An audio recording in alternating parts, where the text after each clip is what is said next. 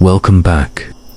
The night is calm, your mind can rest, and every detail can fade into silence. But within this stillness, Hercule Poirot listens, ready to unravel the secrets hidden in the dark. In the shadowed halls of Harrington Manor, a single tick brought death. Sir Reginald Harrington, a ruthless tycoon, falls at his own table, poisoned by his treasured watch, laced with deadly curare. Hercule Poirot unravels a tangle of secrets. Was it the bitter wife, the ambitious son, the defiant daughter, or the vengeful partner? A veiled stranger, a hidden letter, and a butler's dark past point to a shocking truth. Two killers, one deadly tick, who wound the fatal hour. The truth will stun you. Chapter 1.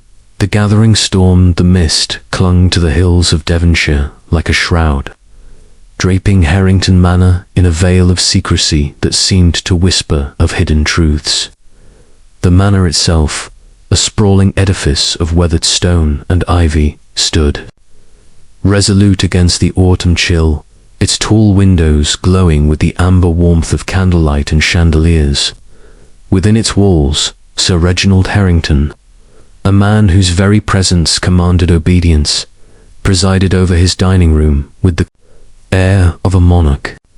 The table, set with gleaming silver and delicate porcelain, was a stage for his authority and his guests, carefully chosen. Yet each harboring their own resentments, played their parts in the evening's drama. Sir Reginald, at 62, was a figure of imposing stature, his silver hair swept back from a high forehead, his eyes sharp with the cunning of a man who had built an empire in shipping and trade.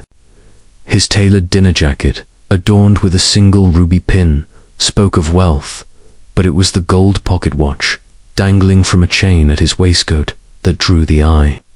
An antique, its surface engraved with swirling initials R.H. it was, a relic of his youth, a gift from his first wife, long deceased.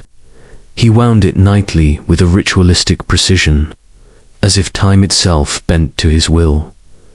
Around the table sat his family and one outsider, their faces illuminated by the flickering candles, each masking thoughts that stirred beneath the surface of polite conversation. Lady Evelyn Harrington, his second wife, was a vision of elegance at 45. Her dark hair swept into an intricate chignon, her silk gown shimmering in the light. Yet her smile was brittle, her eyes darting to her husband with a mixture of deference and something darker resentment, perhaps, or fear. Her delicate fingers toyed with the stem of her wineglass, betraying a nervous energy that belied her composed exterior. To her left was Arthur Harrington, the only son, a man of 30 with his father's sharp features, but none of his gravitas. His blonde hair was slicked back, his dinner jacket slightly rumpled, as if he cared little for the formality his father demanded. Arthur's ambition was palpable, his conversation laced with references to modernizing the family business, a topic that drew tight-lipped silence from Sir Reginald. His eyes, however, flickered with a restless hunger, as if he saw the manor, the business, the very watch at his father's side, as his birthright stolen by time and his father's iron grip. Eliza Harrington, the daughter, sat opposite her brother, her red hair a fiery cascade that seemed to defy the subdued tones of the room. At 22, she was a creature of spirit and defiance, her green eyes sparkling with a mix of mischief and melancholy.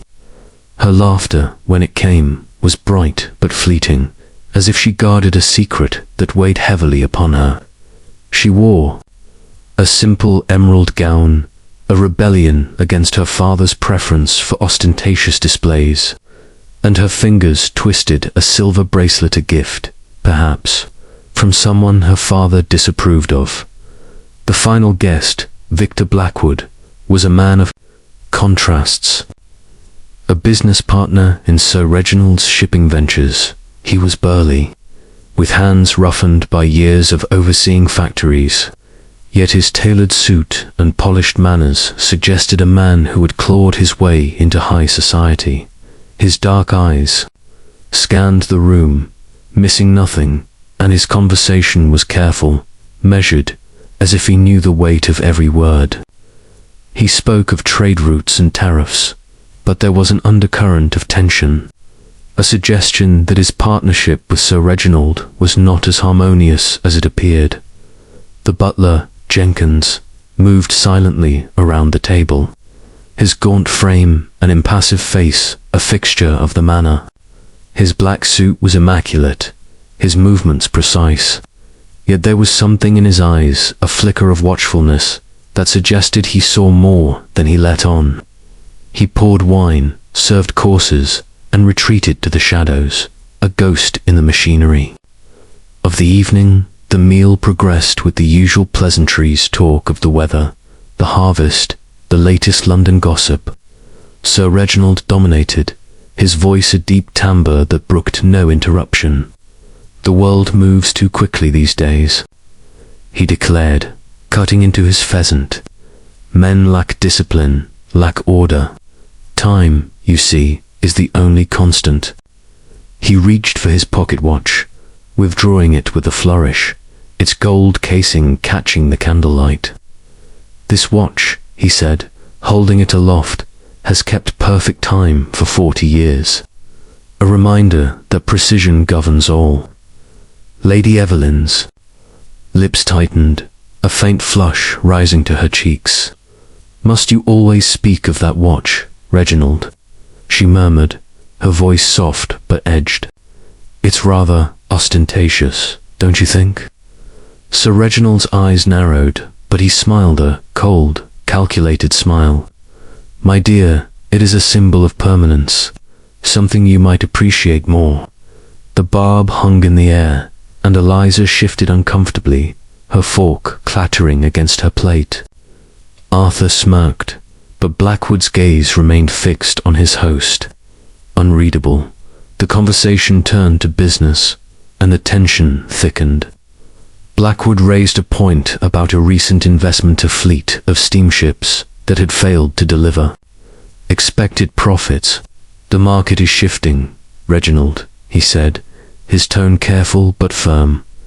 "We must adapt or risk ruin. Ruin." Sir Reginald's voice was a whip-crack. "You speak of ruin when it was your oversight that cost us thousands. I built this empire, Blackwood, and I'll not see it squandered by your reckless schemes." The room fell silent, the clink of cutlery stilled. Blackwood's jaw tightened, but he said nothing, his fingers curling around his napkin. Eliza broke the silence, her voice bright but strained. "Father, must we discuss business at dinner? Surely there are pleasanter topics." She glanced at Arthur, who raised an eyebrow but remained silent. Sir Reginald grunted, returning to his meal, but the air was charged.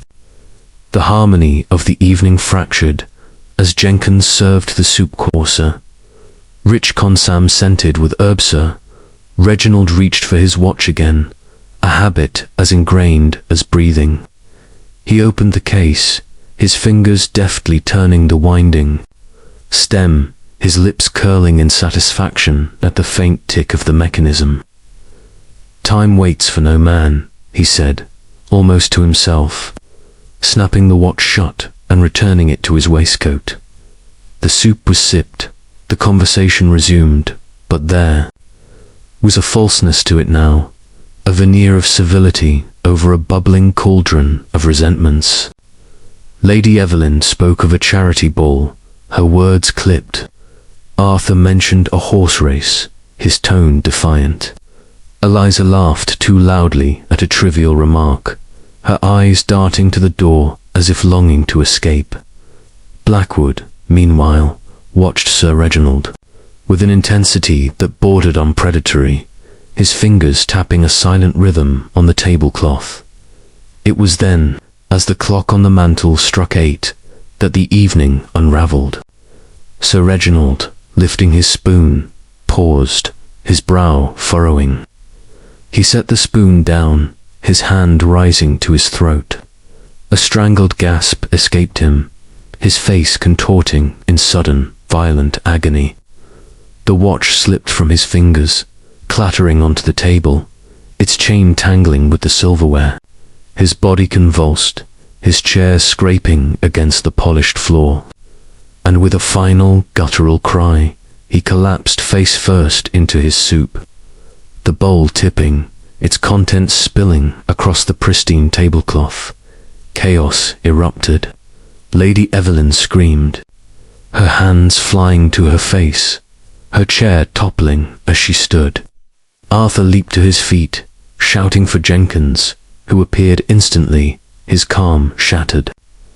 Eliza froze, her eyes wide with horror, while Blackwood, with surprising composure, knelt beside Sir Reginald, checking for a pulse. "He's gone," Blackwood said, his voice flat, almost clinical.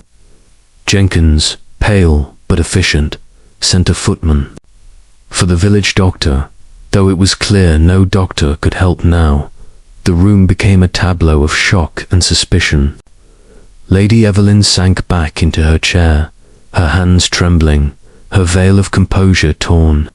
Arthur paced, muttering accusations under his breath, his eyes darting to Blackwood. Eliza clutched her bracelet, tears streaming down her face, her defiance replaced by grief, or was it guilt? Blackwood stood, his hands in his pockets, his face a mask of neutrality, but his eyes missed nothing. Jenkins, ever the dutiful servant, cleared the table with mechanical precision, though his hands shook, as he gathered the spilled soup and the fateful pocket watch. "The doctor will be here soon, madame," he said to Lady Evelyn, his voice steady but hollow. She nodded, her gaze fixed on the watch, now resting on a napkin, its gold surface gleaming accusingly in the candlelight. The village doctor, Marshall, arrived within the hour, a stout man with a harried expression. His examination was brief but conclusive. "Poison," he declared, his voice low. "The symptoms, convulsions, rapid onset, suggest something potent, likely ingested or absorbed." He glanced at the table, the soup, the wine, but his eyes lingered on the pocket watch. "Curious," he murmured, noting a faint residue on the winding stem, visible only under close inspection. "I'll need to inform the police." As the doctor departed to summon the authorities, the guests retreated to their corners of the manor, each nursing their own thoughts. Lady Evelyn withdrew to her boudoir, her face pale, her hands clutching a lace handkerchief. Arthur stormed to the study, pouring himself a brandy with unsteady hands. Eliza vanished to her room, her sobs echoing down the corridor. Blackwood lingered in the dining room, his gaze fixed on the watch, now in the doctor's custody, as if it held the key to the night's tragedy. The manor, once a bastion of order, was now a stage for suspicion. The mist outside thickened, pressing against the windows, as if the very landscape conspired to hide the truth. Sir Reginald's watch, that symbol of precision, had become an instrument of death, its ticking silenced by a poison that had slipped through the cracks of a fractured family. Who had placed it there? The wife, weary of her husband's tyranny. The son, eager for his inheritance. The daughter, desperate for freedom. The partner, nursing a grudge. Or the butler, whose silent efficiency masked a deeper motive. As the clock struck midnight, the manor settled into an uneasy silence, broken only by the distant howl of a wind that seemed to carry the weight of secrets. The poison in the pocket watch had claimed its first victim, but its true work was just beginning, unraveling the threads of loyalty, love, and betrayal that bound Harrington Manor together. Somewhere in the shadows of that grand house, the truth lay hidden, waiting for a mind sharp enough to uncover it. Chapter 2. The arrival of the little Belgian the morning after Sir Reginald Harrington's death dawned with a grey pallor over Harrington Manor, as if the sun itself hesitated to pierce the mist that clung to the Devonshire hills. The manor, so grand in its opulence the night before, now seemed to crouch under the weight of tragedy, its tall windows reflecting a dull, mournful light. Inside, the air was thick with unease, the servants moving with hushed steps, their eyes darting two corners, as if expecting the shadow of death to linger in London. Some 80 miles away, Hercule Poirot sat in his impeccably ordered flat at Whitehaven Mansions, sipping a tisane and perusing the morning's Times. The room was a study in precision, the furniture arranged at perfect right angles, the books on the shelves aligned by height, the silver coffee service gleaming under the soft glow of a lamp. Poirot, a small man with an egg-shaped head and a moustache that seemed to bristle with intelligence, was in the midst of adjusting a vase of roses when the telephone rang, its shrill tone cutting through the morning's calm. "We all are," Poirot answered, his voice precise, his French accent as polished as his patent leather shoes. On the other end was Inspector Japp of Scotland Yard, his voice gruff with urgency. "Poirot, old chap, we've a devil of a case down in Devonshire. Sir Reginald Harrington, big name, in shipping dropped, dead at his own dinner table last night. Poison, they say, and not just any poison. It was on his pocket watch, of all things. Traces on the winding stem. Ever heard of such a thing?" Green eyes gleamed with interest, his moustache twitching as he leaned forward. "A pocket watch, you say? Most curious, mon ami.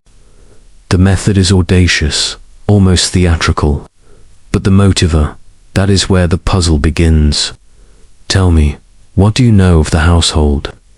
Japp's voice crackled through the line, relaying the basics.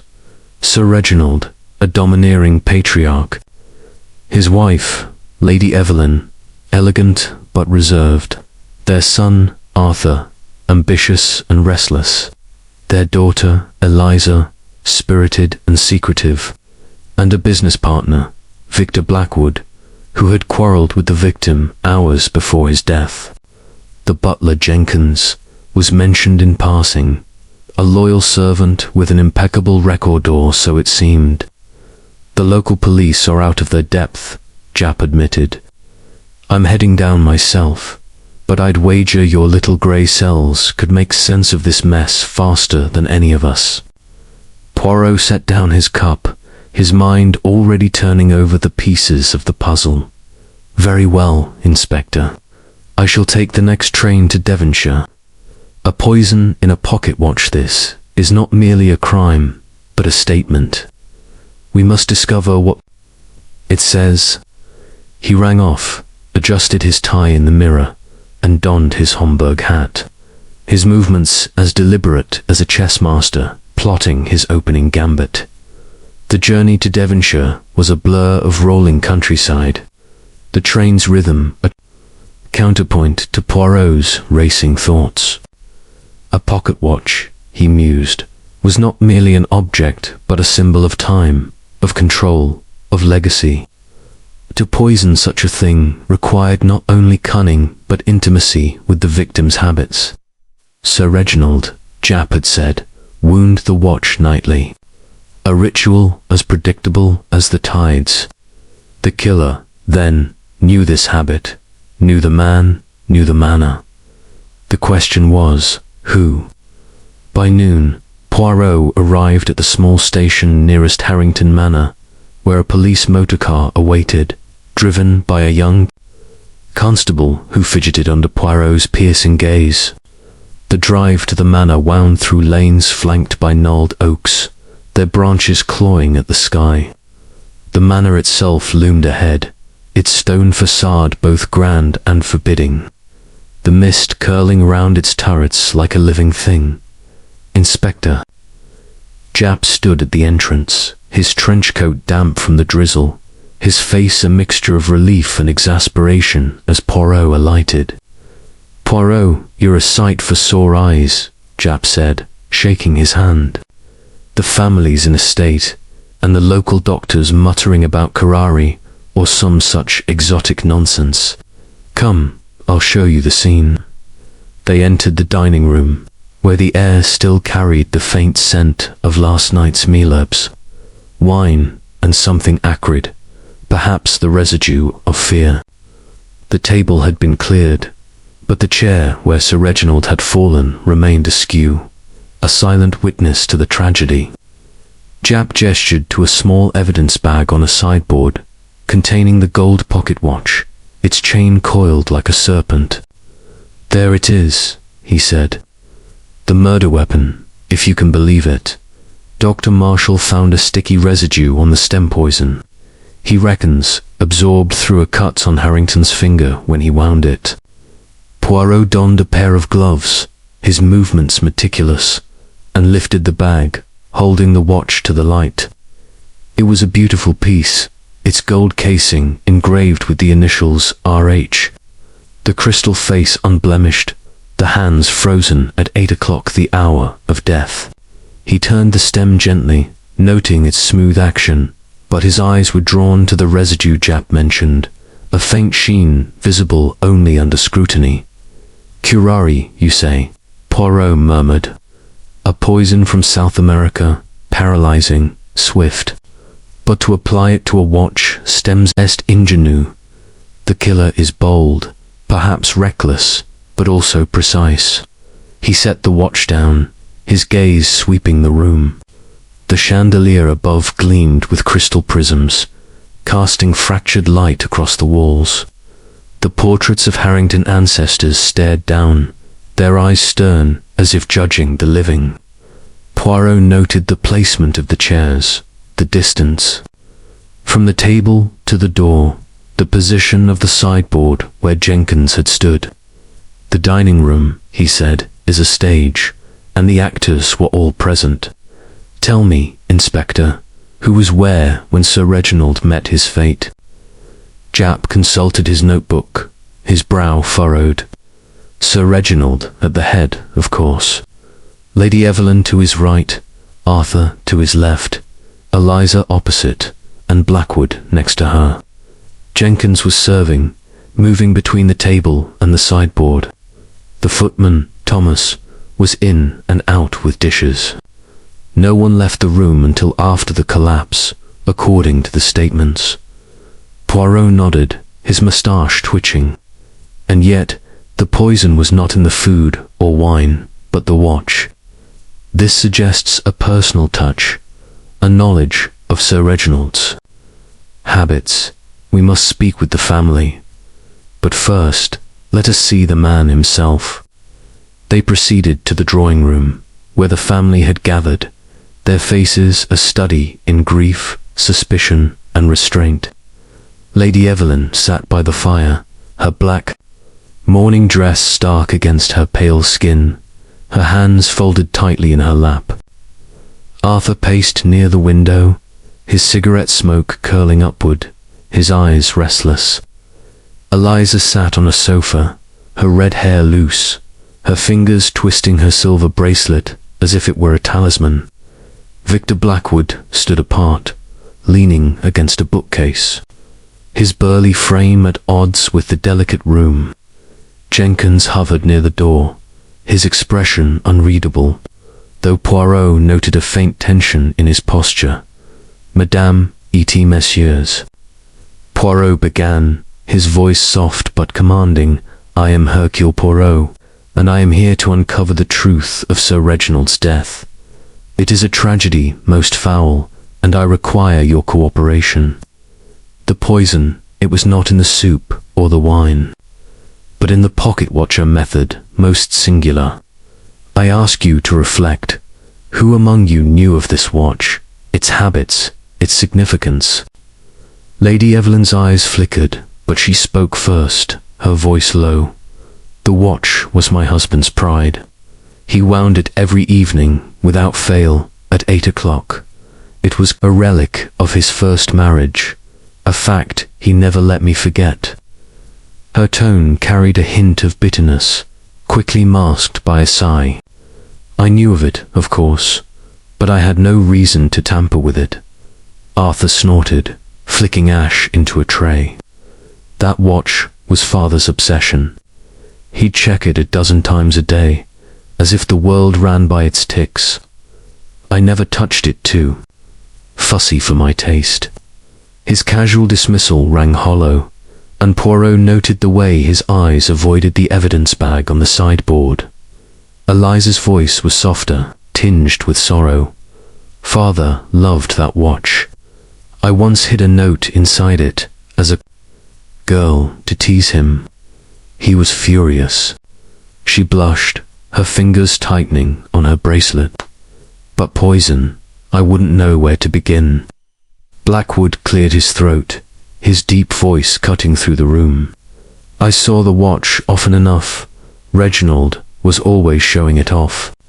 But I'm a businessman, not a chemist. If you're looking for poison, you'd do better to check the manors, cellars, or the servants' quarters. His deflection was smooth, but Poirot caught the brief glance he shot at Jenkins.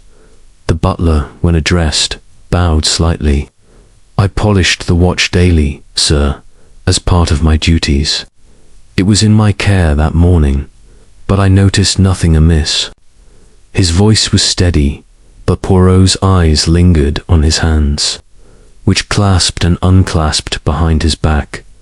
Poirot paced slowly, his polished shoes silent on the Persian rug. The watch, he said, is the key. It is not merely a timepiece, but a window into the mind of the killer. Someone knew Sir Reginald would wind it at dinner, knew he would touch the stem, knew he had a small cut on his finger perhaps, from a letter opener or a thorn in the garden. This is no random act, but a plan most meticulous. He paused, his gaze sweeping the room, meeting each pair of eyes in turn. I shall begin my investigation here, in the heart of the manor, and I assure you, the truth will not remain hidden. Jap coughed, breaking the tension. Right, then, Poirot, you'll want to see the study, the bedrooms, the servants' quarters. I've got men searching the grounds, and the coroner's report should be in by tomorrow. Anything else you need? Poirot smiled, a small, enigmatic smile. For now, Inspector, I need only the silence of thought and the cooperation of those present.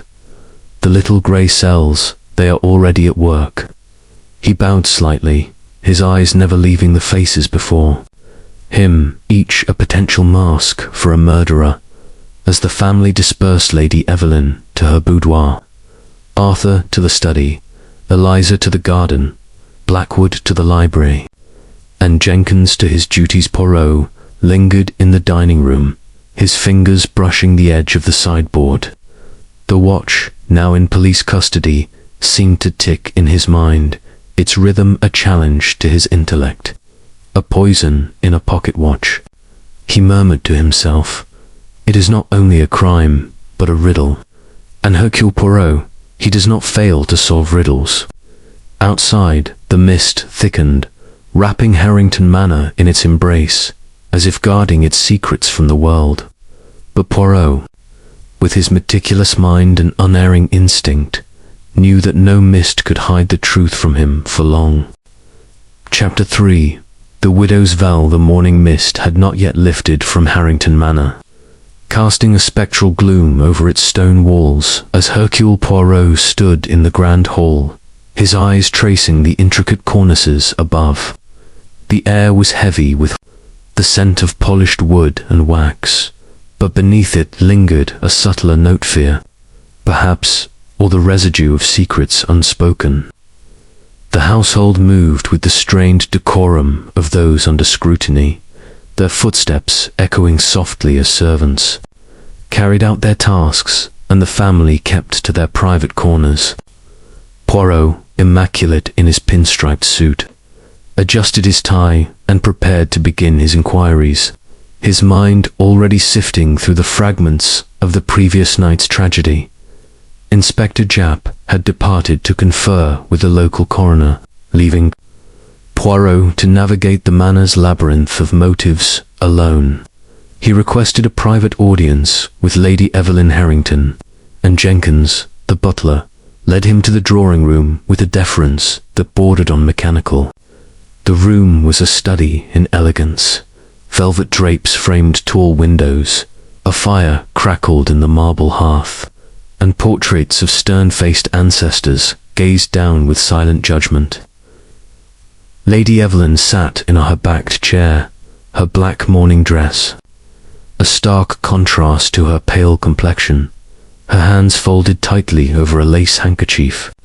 A veil, delicate as spider silk, hung from her hat, partially obscuring her eyes, but Poirot sensed the weight of her gaze. Madame Poirot began bowing slightly. "I am Hercule Poirot, and I offer my condolences for your loss. But I must also seek the truth, and for this I require your candor. May we speak of Sir Reginald and the events of last night?" Lady Evelyn inclined her head, her movements graceful but guarded. "Of course, Monsieur Poirot. I will help however I can, though I fear there is little to tell." Her voice was low, cultured, with a faint tremor that suggested either grief or calculation. Poirot seated himself opposite her, his small frame upright, his green eyes fixed on her with an intensity that seemed to pierce the veil. "Tell me, madame, of your husband. He was, I understand, a man of strong character, yes, a man who held the reins of his household and business with firmness." Lady Evelyn's lips tightened, and she smoothed her handkerchief with deliberate care. Reginald was exacting. He believed in order, in control. He built his empire through discipline, and he expected the same from those around him, myself included. She paused, her fingers pausing on the lace. "He was not an easy man to live with, but he was my husband." Poirot nodded, his moustache twitching slightly. "And this watch, Madame, the pocket watch that carried the poison. It was, I am told, a cherished possession, a relic of his first marriage. Did this cause you discomfort?" Her eyes flickered, a momentary crack in her composure. "The watch was a constant presence. Yes, it was a gift from his first wife, Clara, who died young. Reginald spoke of it often, as if it were a talisman. I found it tiresome, perhaps, but I had no reason to resent it." Her voice was steady, but Poirot noted the faint flush rising to her cheeks, the way her hands clenched the handkerchief. "Madame, forgive me, but I must ask, did you ever handle this watch? Perhaps to clean it, to admire it?" Poirot's tone was gentle, but his eyes were unrelenting. Lady Evelyn shook her head, her veil swaying. "Never. It was Reginald's ritual to wind it, to polish it. Jenkins handled its care otherwise. Had no need to touch it." She met his gaze, her eyes dark and unreadable behind the veil. "You think me a suspect, Monsieur Poirot?" Poirot smiled, a small, enigmatic smile. "I suspect everyone, madame, until the truth reveals otherwise. Tell me, if you please, of the dinner." There was tension, yes. Between Sir Reginald and Monsieur Blackwood, perhaps. Her lips parted, then closed, as if weighing her words. Victor Blackwood and Reginald quarrelled, yes. It was about a business venture, a fleet of steamships that lost money. Reginald was furious, accusing Victor of mismanagement. He threatened to dissolve their partnership, to ruin him financially. It was not the first such argument, but it was, Heated. She hesitated, her fingers twisting the handkerchief. Victor is a proud man. He did not take kindly to Reginald's threats. Poirot leaned forward, his voice soft but probing. And you, madame, did you share your husband's view of Monsieur Blackwood? She stiffened, her veil casting delicate shadows across her face. I have no opinion on business matters. Reginald controlled our finances, our lives. I was his wife, not his partner. The words were clipped, and Poirot sensed a well of bitterness beneath them. Carefully contained, he changed tack, his tone lightening. The other guests, your son, Arthur, your daughter, Eliza, they too were present. Did you notice anything unusual in their behavior? Lady Evelyn's eyes darted to the fire, as if seeking refuge in its glow. Arthur was restless, as always. He chafes under his father's control, eager for independence. Eliza was subdued. She's been distant. Lately, ever since Reginald forbade her attachment to a young man, an artist, of no standing. Her voice held a note of disapproval, but also something softer, almost pity.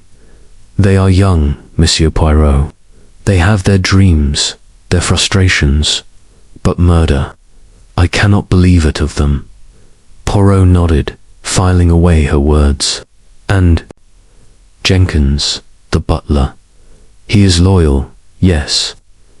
Jenkins has served us for years, she replied, her tone neutral. He is efficient, discreet. Reginald trusted him implicitly. But as she spoke, her fingers tightened on the handkerchief, a gesture Poirot did not miss. He rose, bowing once more. Merci, madame. You have been most helpful. I may return with further questions. For the truth, it is like a mosaic piece, must be placed with care. As he turned to leave, he paused, his eyes catching a small detail. A photograph on the mantel, half hidden behind a vase. It showed a younger Sir Reginald with a woman, not Lady Evelyn, but another, with soft features and a wistful smile. Clara. Perhaps. Poirot made a mental note, sensing the weight of the past in the room's silence. Stepping into the corridor, he nearly collided with Eliza, who was hurrying toward the garden, her red hair catching the light. Monsieur Poirot, she exclaimed, startled. I didn't see you. Pardon, mademoiselle, he said, his eyes studying her flushed cheeks, her nervous hands. You are in haste, perhaps to meet someone. She blushed, her fingers twisting. Her silver bracelet. No, I just needed air. The house feels like a tomb today. Her voice trembled, and Poirot noted the way her eyes darted toward the drawing-room door, as if fearing her mother's presence. May I walk with you? He asked, his tone disarming. She hesitated, then nodded, and they stepped into the garden, where the mist hung low, curling around rose bushes and stone benches. The air was damp, carrying the scent of earth and decay, and Poirot pulled his coat closer, his mind alert. Mademoiselle Eliza, he began. Your mother speaks of a young man, an artist. This troubles you, yes. Eliza's steps faltered, her eyes flashing with defiance. Father forbade me to see Edward. He called him a fortune hunter, said he'd disinherit me if I disobeyed. But Edward loves me, Monsieur Poirot, not my father's money. Her voice was fierce, but her eyes glistened with unshed tears. And the watch, Poirot said gently, the watch that killed your father. You knew of it, perhaps more than others. She stopped, her hands clenching. I told you, I hid a note in it once, years ago. It was a childish prank. Father was livid, he said. It was sacred. A memory of my mother, my real mother, Clara. Her voice broke, and she turned away, her shoulders trembling. Poirot's eyes narrowed, but his tone remained kind. "And this note, mademoiselle, was it from this Edward?" "No," she snapped, then softened. "It was just a silly rhyme, nothing more. I never touched the watch again." But as she spoke, Poirot's gaze fell to the ground, where a glint caught his Aja small glass vial, half buried in the mulch near a rosebush. He bent to retrieve it, holding it to the light. It was empty, but a faint chemical odor lingered, sharp and unfamiliar. "What is that?" Eliza asked, her voice tight with alarm. Poirot slipped the vial into his pocket, his expression unreadable. "A curiosity, mademoiselle. Perhaps nothing, perhaps everything. You will excuse me, I must continue my inquiries." He bowed and turned back toward the manor, leaving Eliza staring after him, her face pale. Back inside, Poirot sought out Jenkins, finding him in the pantry, polishing silver with a precision that mirrored Poirot's own. "Monsieur Jenkins," Poirot said, his voice low, "you cared for Sir Reginald's watch?" "Yes." "Tell me of your routine." Jenkins' hands paused, his gaunt face impassive. "Every morning, sir, I polish the watch with a soft cloth, as Sir Reginald instructed. I returned it to his dressing table before breakfast. Yesterday was no different." His voice was steady, but Poirot noted a slight tightening around his eyes. "And you noticed nothing unusual? No residue, no tampering?" "Nothing, sir," Jenkins replied, resuming his polishing. The watch was as it always was, perfect. Poirot smiled faintly. "Perfection, monsieur, is often an illusion. Merci for your time." As he left the pantry, he overheard Eliza's voice from the hall, speaking in hushed tones to Arthur. "Mother hated that watch," she whispered. "It was Clara's, always Clara's. She said it mocked her." Arthur's reply was sharp. "Keep your voice down, Eliza. You don't know what you're saying." Poirot paused, hidden by a tapestry, his mind racing. The watch, a relic of a first love, a symbol of control, a weapon of death. Lady Evelyn's bitterness, Eliza's secrets, Jenkins' precision, each was a thread in the tapestry of murder. But which thread, when pulled, would unravel the truth? He returned to the dining room, where the evidence bags still lay, the watch gleaming within. "You hold the answer," he murmured to it, his fingers itching to examine it further.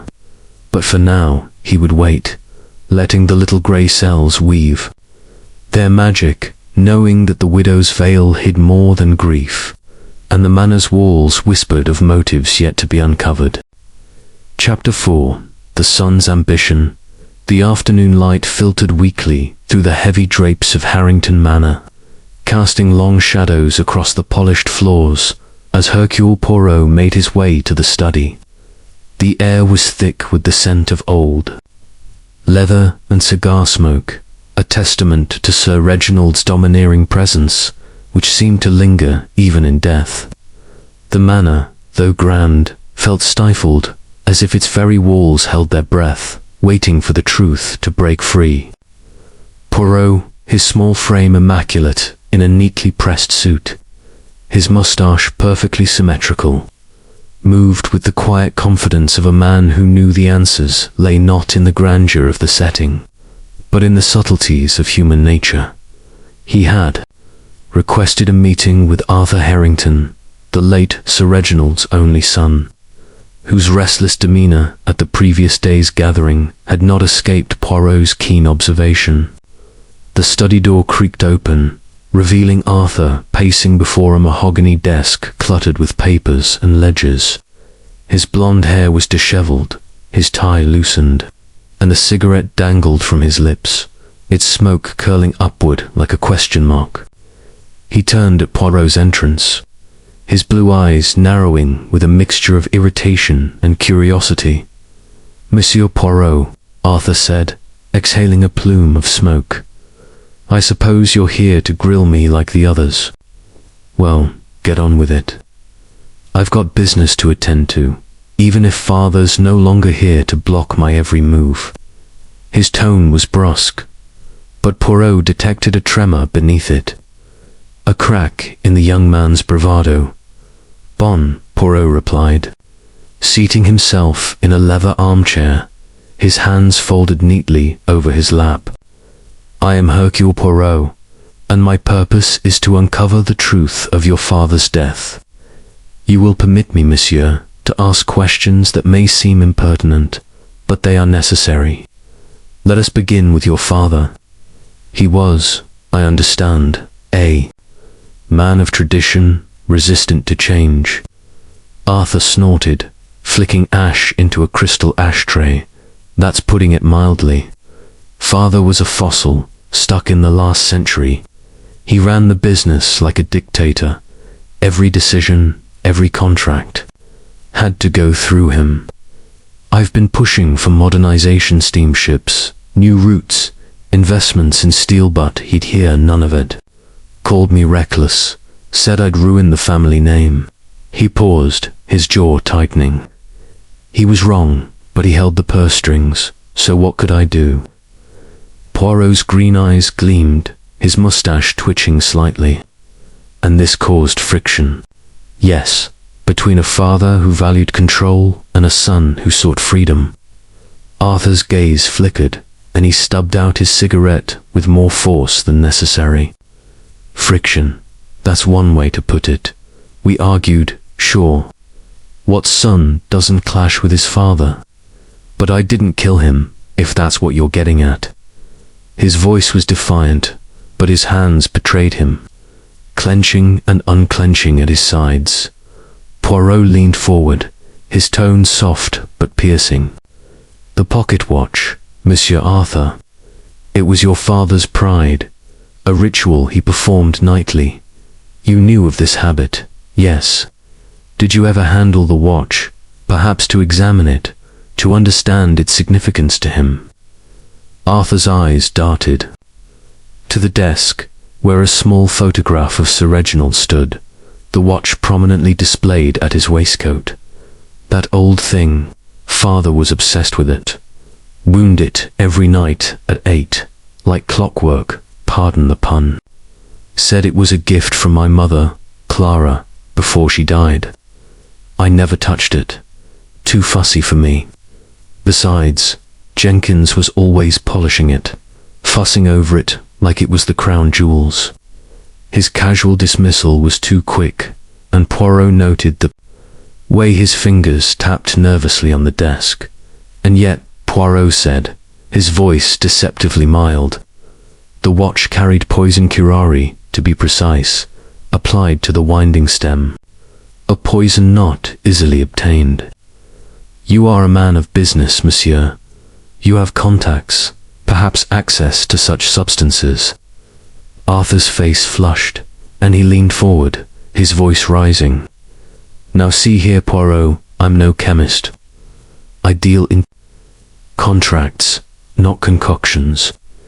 If you're looking for someone with access to poisons, try Blackwood.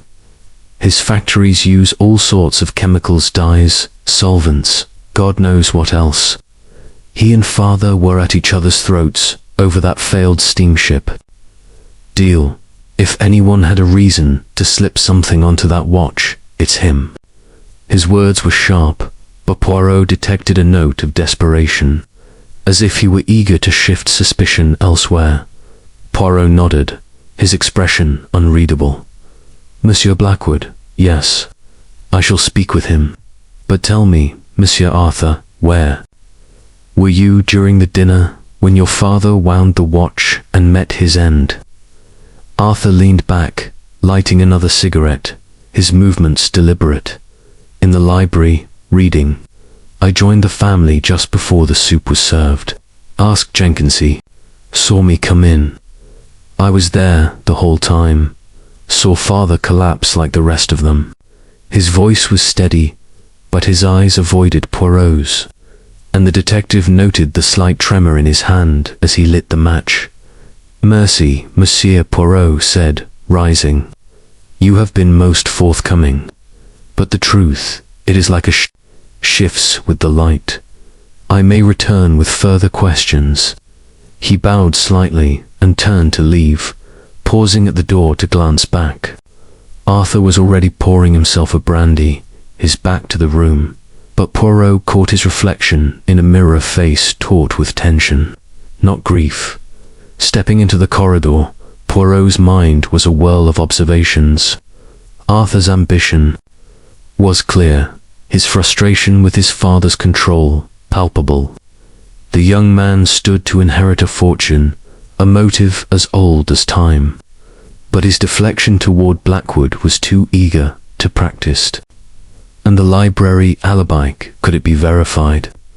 Poirot made a mental note to question Jenkins further, for the butler's omnipresence in the manor made him a key witness, or perhaps more. As he passed the drawing room, he overheard a low conversation between Lady Evelyn and Eliza, their voices hushed but urgent. "Arthur's been reckless," Lady Evelyn was saying, her tone sharp. "Borrowing money, gambling on those schemes of his. Your father was furious when he found out." Eliza's reply was softer, tinged with worry. "But mother, he couldn't have done this, could he?" The question hung unanswered, and Poirot moved on, his footsteps silent on the carpeted floor.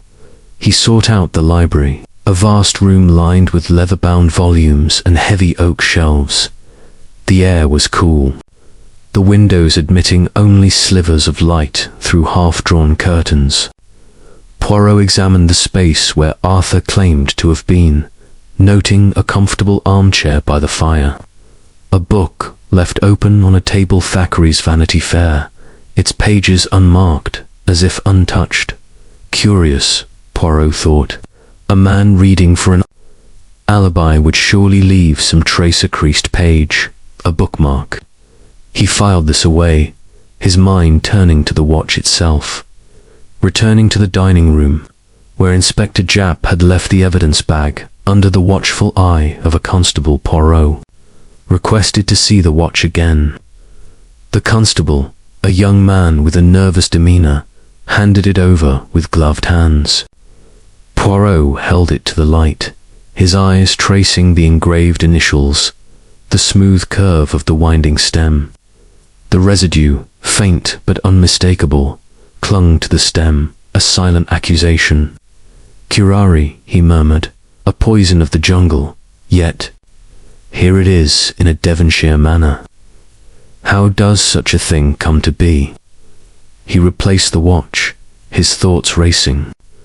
Arthur's alibi, Blackwood's chemicals, Lady Evelyn's bitterness, Eliza's secrets, Jenkins' precision, each was a piece of the puzzle, but the picture remained elusive. The watch, he knew, was the heart of the mystery, its ticking countdown to death. But who had set it in motion? As he left the dining room, he caught sight of Victor Blackwood in the hall, his burly frame filling the doorway to the billiard room. Their eyes met, and Blackwood's expression was one of guarded curiosity, as if he sensed Poirot's scrutiny. "Monsieur Blackwood," Poirot called, his voice light but firm. "A word, if you please, in due time." The truth, it waits for no man, much like Sir Reginald's watch. Blackwood nodded, his jaw tight, and disappeared into the billiard room. Poirot stood alone, the manor's silence pressing around him. The son's ambition was a motive, but was it the only one? The little grey cells, they were humming, and Poirot knew that the next thread, when pulled, would bring him closer to the heart of the poison's tale. Chapter 5. The Daughter's Secret.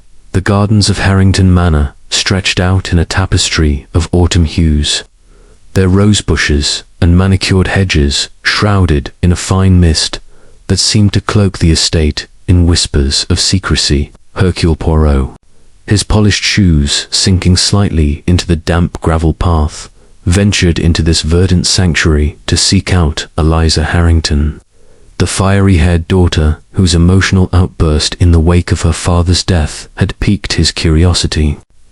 The air was crisp, carrying the scent of wet earth and fading blooms, and Poirot pulled his coat tighter, his mind as sharp as the chill around him. Eliza stood near a stone fountain, its gentle trickle a counterpoint to the tension that hung over the manor. Her red hair, loose and vibrant against her emerald shawl, caught the muted light, and her hands twisted the silver bracelet on her wrister, nervous habit Poirot had noted before. She turned at his approach, her green eyes wary, yet there was a spark of defiance in her posture, as if she were bracing herself for battle. Mademoiselle Eliza Poirot began, his voice soft but carrying the weight of authority. I am Hercule Poirot, and I seek the truth behind your father's tragic end. You will permit me a moment of your time, yes? The garden, it is a place for confidences, and I sense you have much to share. Eliza's lips parted, then closed, her gaze flickering toward the manor's looming silhouette. I don't know what you expect me to say, Monsieur Poirot, she replied, her voice tinged with a mix of sorrow and stubbornness. Father's gone, and I can't bear to think of it. Her fingers tightened on the bracelet, and Poirot noted the faint tremor in them. A sign of secrets held too close. He gestured to a nearby bench, inviting her to sit. But she remained standing, her posture rigid. Let us speak of your father, he said, his green eyes fixed on hers. He was a man of strict principles, Nan. A man who, perhaps, did not approve of certain choices you made. Eliza's cheeks flushed, and she crossed her arms, the bracelet glinting in the dim light. You mean Edward, she said, her voice low but fierce. Father forbade me to see him. He's an artist, you see, and father thought him beneath us, a fortune hunter, he called him. Said he'd cut me off if I married him. But Edward loves me, Monsieur Poirot, and I love him. Father couldn't understand that. Her words were a rush, as if long pent up, and her eyes glistened with unshed tears. Poirot nodded, his moustache twitching thoughtfully. Love, mademoiselle, is a powerful motive, and it can drive one to desperate acts. This Edward, did he ever speak of your father's watch, the one that carried the poison? Eliza's eyes widened, and she took a step back, her shawl slipping slightly. The watch? No, never. Why would he? It was father's obsession, always ticking, always reminding us of his control. I told you, I hid a note in it once, years ago, as a prank. Father was furious, said it was a sacred thing, a memory of my mother, Clara. She paused, her voice softening. I never touched it again. Edward wouldn't even know about it. Poirot's gaze was unrelenting, though his tone remained gentle. And yet, mademoiselle, the watch was the instrument of death. Curare, a rare poison, was applied to its winding stem. You are certain you never handled it recently, perhaps to place another note, to send a message? Her face paled, and she shook her head vehemently. No, I swear it, Monsieur Poirot. I had no reason to harm father, even if he was cruel about Edward. I just wanted to be free, to live my life. Her voice broke, and she turned away, her shoulders trembling as she stared at the fountain. Poirot stepped closer, his eyes scanning the ground around her. It was then he noticed it, again, the small glass vial he had found the previous day, now tucked deeper into the mulch near the fountain, as if someone had tried to conceal it further. He bent to retrieve it, holding it up to the light. The vial was empty, its faint chemical odor now barely detectable, but its presence was a silent accusation. "What is that?" Eliza asked, her voice sharp with alarm as she turned back to him. Poirot slipped the vial into his pocket, his expression enigmatic. "A trifle, mademoiselle, perhaps nothing. But in a case such as this, every detail matters. Tell me, have you seen such a vial before, perhaps in the manor, in the servants' quarters, or elsewhere?" She shook her head, her eyes wide. "No, never. I don't know what it is. You think it's connected to the poison?" Her voice trembled, and Poirot noted the way her hands clutched her shawl, as if anchoring herself against a storm. "Perhaps," he replied, his tone neutral. "But the truth, it is like the mist around us, it obscures, but it cannot hide forever. Let us speak of Edward. He is an artist, you say. Does he work with chemicals, perhaps for paints or varnish?" Eliza hesitated, her fingers pausing on her bracelet. "He mixes his own paints sometimes, yes. But nothing dangerous, just pigments, oils. He's no chemist, Monsieur Poirot. He wouldn't know about poisons like curare." Her defense was swift, but Poirot detected a flicker of doubt in her eyes, as if she were reassuring herself as much as him. "And where was Edward last night, during the dinner?" Poirot asked, his voice deceptively casual. "He wasn't here," she said quickly. "He's in London, working on a commission. He hasn't been to the manor in weeks. Father made sure of that." But her words faltered, and Poirot noted the way her gaze dropped to the ground, avoiding his. "Merci, mademoiselle," he said, bowing slightly. "You have been most helpful. I may seek you out again. For the truth, it requires many voices to be heard." He turned to leave, but paused, his eyes lingering on the fountain. "One last question. Did you walk in this garden yesterday?" Before the dinner, Eliza frowned, her brow furrowing. "Yes, in the afternoon. I needed to clear my head." "Why?" Poirot smiled faintly. "A mere detail, mademoiselle. The garden, it holds many secrets, does it not?" He tipped his hat and walked back toward the manor, his mind buzzing with new threads to weave into the tapestry of the case. Inside, he sought out Inspector Japp, who was in the dining room reviewing notes with the constable. "Poirot, any luck with the girl?" Japp asked, his voice weary. "Eliza is a young woman of passion," Poirot replied, "but also of secrets. The vial I found in the garden, it is curious, yes. We must have it analyzed. And this Edward, her artist's absence is convenient, but I wonder if it is true." He tapped his temple, his eyes gleaming. "The little grey cells, they are." Intrigued, Japp grunted, scribbling in his notebook. "I've got men checking the servants' quarters and the cellars. No sign of curare yet, but we're looking into Blackwood's factories. He's got access to all sorts of chemicals, and that row with Harrington gives him motive." Poirot nodded, but his thoughts were elsewhere. Eliza's love for Edward was a powerful force, but love could twist into desperation. The vial in the garden, her nervous demeanor, her father's disapproval, all were pieces of a puzzle that refused to align. And yet, the watch remained the heart of the mystery. Its poisoned stem a silent witness to a killer's cunning dot.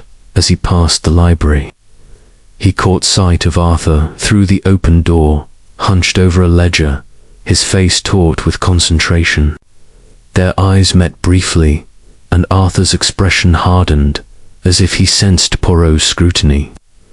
The son and the daughter, Poirot murmured to himself, both chafing under the father's yoke. But which, if either, turned love or ambition into murder? He moved on, his steps deliberate, toward the billiard room, where Victor Blackwood awaited. The manor's shadows seemed to deepen, the mist outside pressing closer, as if urging Poirot to unravel the secrets hidden in its walls. The daughter's secret was but one thread, and Poirot knew that the next would bring him closer to the truth, deeper into the web of deception. Chapter 6. The partners grudged the billiard room of Harrington Manor was a masculine sanctuary. Its dark wood paneling and green baize tables steeped in the scent of cigar smoke and aged brandy. The late afternoon light struggled through a single, high window, casting a muted glow over the polished cues racked against the wall and the heavy crystal decanter on a side table. Hercule Poirot, his small frame dwarfed by the room's robust proportions, entered with a measured step, his polished shoes silent on the thick rug. His eyes, sharp and green, took in every detail: the scuff on the table's edge, the faint dust on a framed map of trade routes, the half-empty glass of amber liquid abandoned on a shelf. Here he would confront Victor Blackwood, Sir Reginald, Harrington's business partner, whose heated quarrel with the victim had been noted by all. Blackwood stood at the far end of the room, a burly figure in a tailored suit that strained slightly at the shoulders, his hands chalking a cue with deliberate strokes. His dark eyes, set deep in a weathered face, flicked toward Poirot, assessing him with the wariness of a man accustomed to navigating treacherous waters.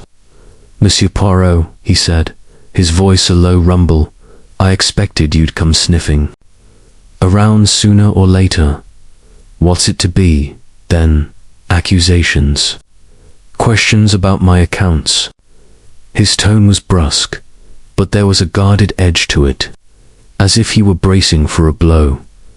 Poirot smiled, a small, disarming curve of his lips, and seated himself in a leather chair, his hands folded neatly. "Monsieur Blackwood, I am Hercule Poirot, and I seek only the truth. Accusations, they come later, when the puzzle is complete. For now, I wish to understand your relationship with Sir Reginald. It was, I am told, not without its storms, yes." Blackwood set the cue down with a clack, his jaw tightening. "Storms, that's a polite way of putting it. Reginald and I built the shipping business together. Well, I built it, and he reaped the profits. He was a tyrant, always had to have the last word. We clashed, sure, especially lately. That steamship deal was a disaster, and he blamed me for it, said I'd cost him thousands, threatened to cut me out entirely. He leaned against the table, his rough hands gripping its edge. But I didn't kill him, if that's what you're thinking. I'm no fool, I know how it looks, but I'm not that desperate." Poirot's mustache twitched, his eyes never leaving Blackwood's face. "A threat to one's livelihood, monsieur, can make even the wisest man act unwisely. Tell me, this quarrel at dinner, it was heated, yes? What precisely did Sir Reginald say?" Blackwood's eyes narrowed, and he crossed his arms, his bulk casting a shadow across the table. "He said I'd betrayed his trust, that I'd be lucky to keep my factories after he was done with me. Called me a jumped-up laborer in front of the family.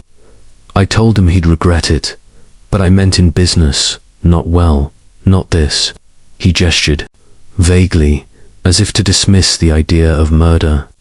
But Poirot noted the tension in his shoulders, the way his fingers dug into his biceps. "And the pocket watch," Poirot said, his voice soft but probing. "The instrument of Sir Reginald's death. You saw it often, you said. Did you ever handle it? Perhaps during a meeting, a moment of curiosity?" Blackwood shook his head, a quick, almost dismissive motion. "Never touched it. Reginald was possessive about that thing, always waving it about, winding it like it was his lifeline. Said it was a gift from his first wife, Clara. I thought it was ostentatious, but it wasn't my business." He paused, then added, almost too casually, "It was repaired last week, you know. Took it to a jeweler in London. Maybe something happened there. Someone slipped the poison in while it was out of the house." Poirot's eyes gleamed, his mind seizing on the new detail. "A jeweler, you say? This is most interesting. Who accompanied the watch to London, do you know?" Blackwood shrugged, his gaze sliding to the window. "Reginald sent Jenkins, I think, or maybe Arthur. I don't keep track of their errands." His nonchalance was studied, and Poirot sensed a deliberate vagueness, as if Blackwood were tossing out a lure to divert suspicion. "Merci, Monsieur Poirot," said, rising. "You have given me much to consider. But one more question, if you please. You are a man of industry, with factories, yes. You have access to chemicals, perhaps even curare, a poison used in certain industrial processes." Blackwood's face darkened, and he stepped forward, his bulk looming. "Now look here, Poirot. I'm not some back-alley poisoner. My factories deal in dyes, lubricants, nothing exotic like curare. You want to know about poisons? Ask someone with a grudge like Arthur, always scheming for his inheritance, or that butler, Jenkins, always lurking about, or even Eliza's artist fellowies, the sort who'd know about strange substances, mixing paints and whatnot." His voice was steady, but his eyes darted to the door, as if expecting an interruption. Poirot nodded, his expression unreadable. "I shall ask, monsieur, rest assured. The truth, it is like the chalk on your queue it marks, where it touches." He bowed slightly and turned to leave, his mind already turning over Blackwood's words. The mention of the jeweler was a new thread, one that could lead to the heart of the mystery or be a clever misdirection, and Blackwood's quickness to point fingers at Arthur Jenkins and Eliza's Edward suggested a man eager to deflect scrutiny as he stepped into the corridor. Poirot caught sight of Jenkins gliding past, a tray of tea things balanced in his hands. The butler's face was impassive, but his eyes flicked toward Poirot, a fleeting moment of watchfulness that did not go unnoticed. "Monsieur Jenkins," Poirot called, his voice light, "a moment, if you please. This watch, it was taken to a jeweler recently, yes?" Jenkins paused, his posture stiffening. "Yes, sir. Sir Reginald sent it to Mr. Finch in London for a new stem. It was sticking," he said. "I delivered it myself last Tuesday and collected it on Friday." His voice was even, but Poirot noted the slight tightening of his grip on the tray, and, "You noticed nothing unusual upon its return?" Poirot asked, his eyes fixed on the butler's face. "Nothing, sir," Jenkins replied. "It was in perfect order, as always." He bowed and moved on, his steps measured, but Poirot sensed a shadow of unease in his demeanor. Returning to the dining room, Poirot found Inspector Japp poring over a telegram from the coroner. "Poirot, good timing," Japp said, looking up. "The poison's definitely curare absorbed through a cut on Harrington's finger, likely from winding the watch. Nasty stuff, not something you'd find in a chemist's shop. Any leads?" Poirot tapped his temple, his mustache twitching. "The little grey cells, they are busy, mon ami. Monsieur Blackwood speaks of a jeweler, a possible point of tampering, and he is quick to name others, Arthur, Jenkins, even Mademoiselle Eliza's suitor. But I wonder, does he protest too much, and this jeweler I must visit him?" Japp nodded, scribbling in his notebook. "I'll send a man to London to check on this Finch fellow. Meanwhile, we've got the vial from the garden being analyzed. Could be our breakthrough." Poirot's eyes gleamed. Perhaps, Inspector. But the watch, it is the heart of this crime. Its journey to London, its return, its poison, these are the threads we must follow. And the grudges of those around it. Arthur's, perhaps others, they weave a web most intricate. As he left the dining room, the manor's shadows seemed to deepen, the mist outside pressing against the windows like a conspirator. Blackwood's grudge was clear, his access to chemicals a possibility, but his deflection toward the jeweler, and others suggested a man with something to hide, or someone to protect. Poirot's mind buzzed with questions, each a step closer to the truth, hidden in the poisoned heart of Sir Reginald's watch. Chapter 7. The butler's shadow. The corridors of Harrington Manor were cloaked in the hush of late afternoon, the kind of silence that seemed to hold its breath, waiting for secrets to slip from the shadows. Hercule Poirot, his steps precise, on the polished oak floor, moved toward the servants' quarters, his mind a whirl of observations from his encounters with the Harrington family and their associate, Victor Blackwood. The air carried a faint tang of wax and coal, the manor's heartbeat of routine persisting despite the tragedy that had struck its master.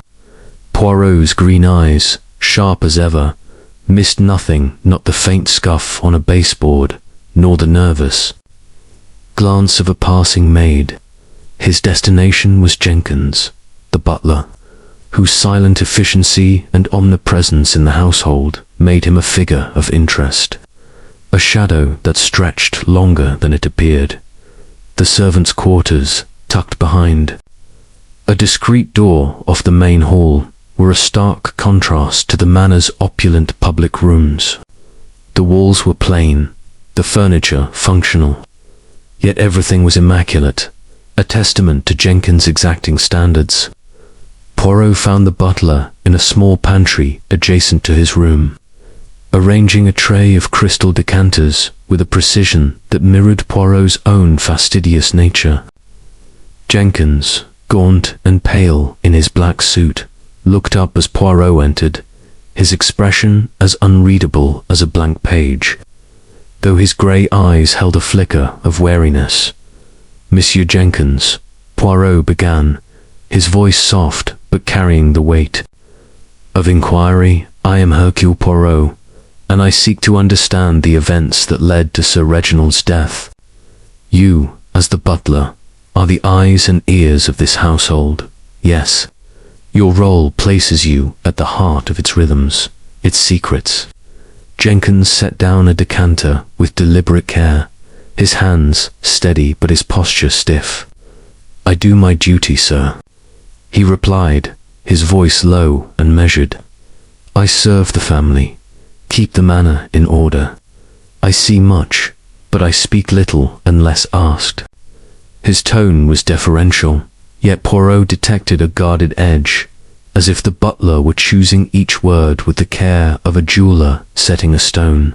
"Bon," Poirot said, seating himself on a plain wooden chair, his hands folded neatly. "Let us speak of the pocket watch, the instrument of Sir Reginald's demise. You polished it daily, you said, and delivered it to the jeweler in London.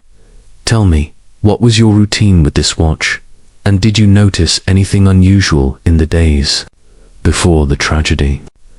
Jenkins' eyes flicked to the tray, then back to Poirot. "Every morning, sir, I polished the watch with a soft cloth and returned it to Sir Reginald's dressing table. It was a ritual he insisted upon, said it kept the watch in perfect order.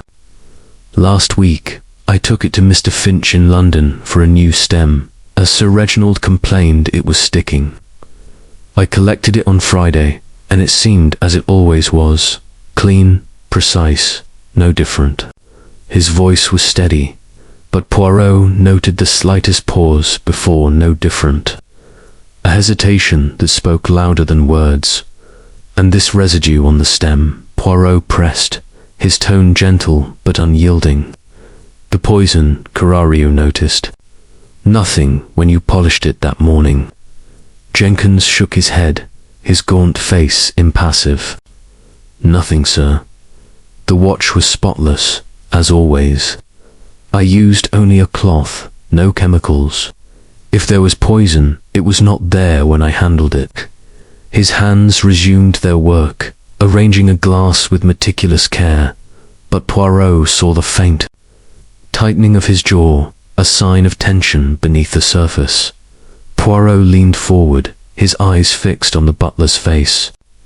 You are loyal, Monsieur Jenkins, to Sir Reginald, to the family. But loyalty, it can be a complex thing, yes. A man of your position sees much, perhaps resentments, perhaps injustices. Did Sir Reginald treat you well? Jenkins' hands paused, and for a moment his grey eyes met Poirot's, a flicker of something anger, perhaps, passing through them before they shuttered again. Sir Reginald was a fair master, he said, his voice flat. He demanded perfection, but he rewarded it. I had no cause to complain. The words were rote, as if rehearsed, and Poirot's moustache twitched, sensing a crack in the butler's facade. Mercy, Poirot said, rising. But one more question, if you please. You were in the dining room when Sir Reginald collapsed. Serving the soup, yes. Did you see anything unusual? Perhaps a guest's behavior, a moment of distraction? Jenkins' lips thinned, and he adjusted a decanter with unnecessary precision. I was focused on my duties, sir. The family was, as they always were, Lady Evelyn quiet, Master Arthur restless, Miss Eliza subdued, Mr. Blackwood tense. I saw nothing out of the ordinary until Sir Reginald fell. His voice was steady, but Poirot noted the way his fingers lingered on the decanter, as if anchoring himself against further questions. Poirot nodded, his expression enigmatic. You are most helpful, Monsieur Jenkins. The truth, it is like the polish you apply, reveals what lies beneath, but only with care. He bowed slightly and turned to leave, but not before glancing at the small room adjacent to the pantry. Jenkins' private quarters. A narrow bed, a single chair, a modest desk, everything in order, yet Poirot's, I caught a detail, a newspaper, folded neatly on the desk, its headline partially visible, mentioning a scandal from Sir Reginald's youth, a jilted lover who had died under mysterious circumstances. Pausing, Poirot turned back. This newspaper, Monsieur Jenkins, he said, gesturing to the desk. It is an old story, yes. Why keep such a thing? Jenkins stiffened, his face paling slightly. It's nothing, sir. Just something I found while cleaning Sir Reginald's study. I meant to discard it. His voice was calm, but Poirot sensed a lie, subtle but unmistakable. Very well, Poirot said, his tone light. I shall leave you to your duties. He stepped into the corridor, his mind racing. The newspaper was no accident. It hinted at a past that Jenkins, for all his discretion, had not forgotten. A butler's loyalty could mask a deeper motive, and the shadow of Sir Reginald's scandal cast a long reach, seeking Inspector Japp. Poirot found him in the library, reviewing a report from the constable. Poirot, any progress? Japp asked. His brow furrowed.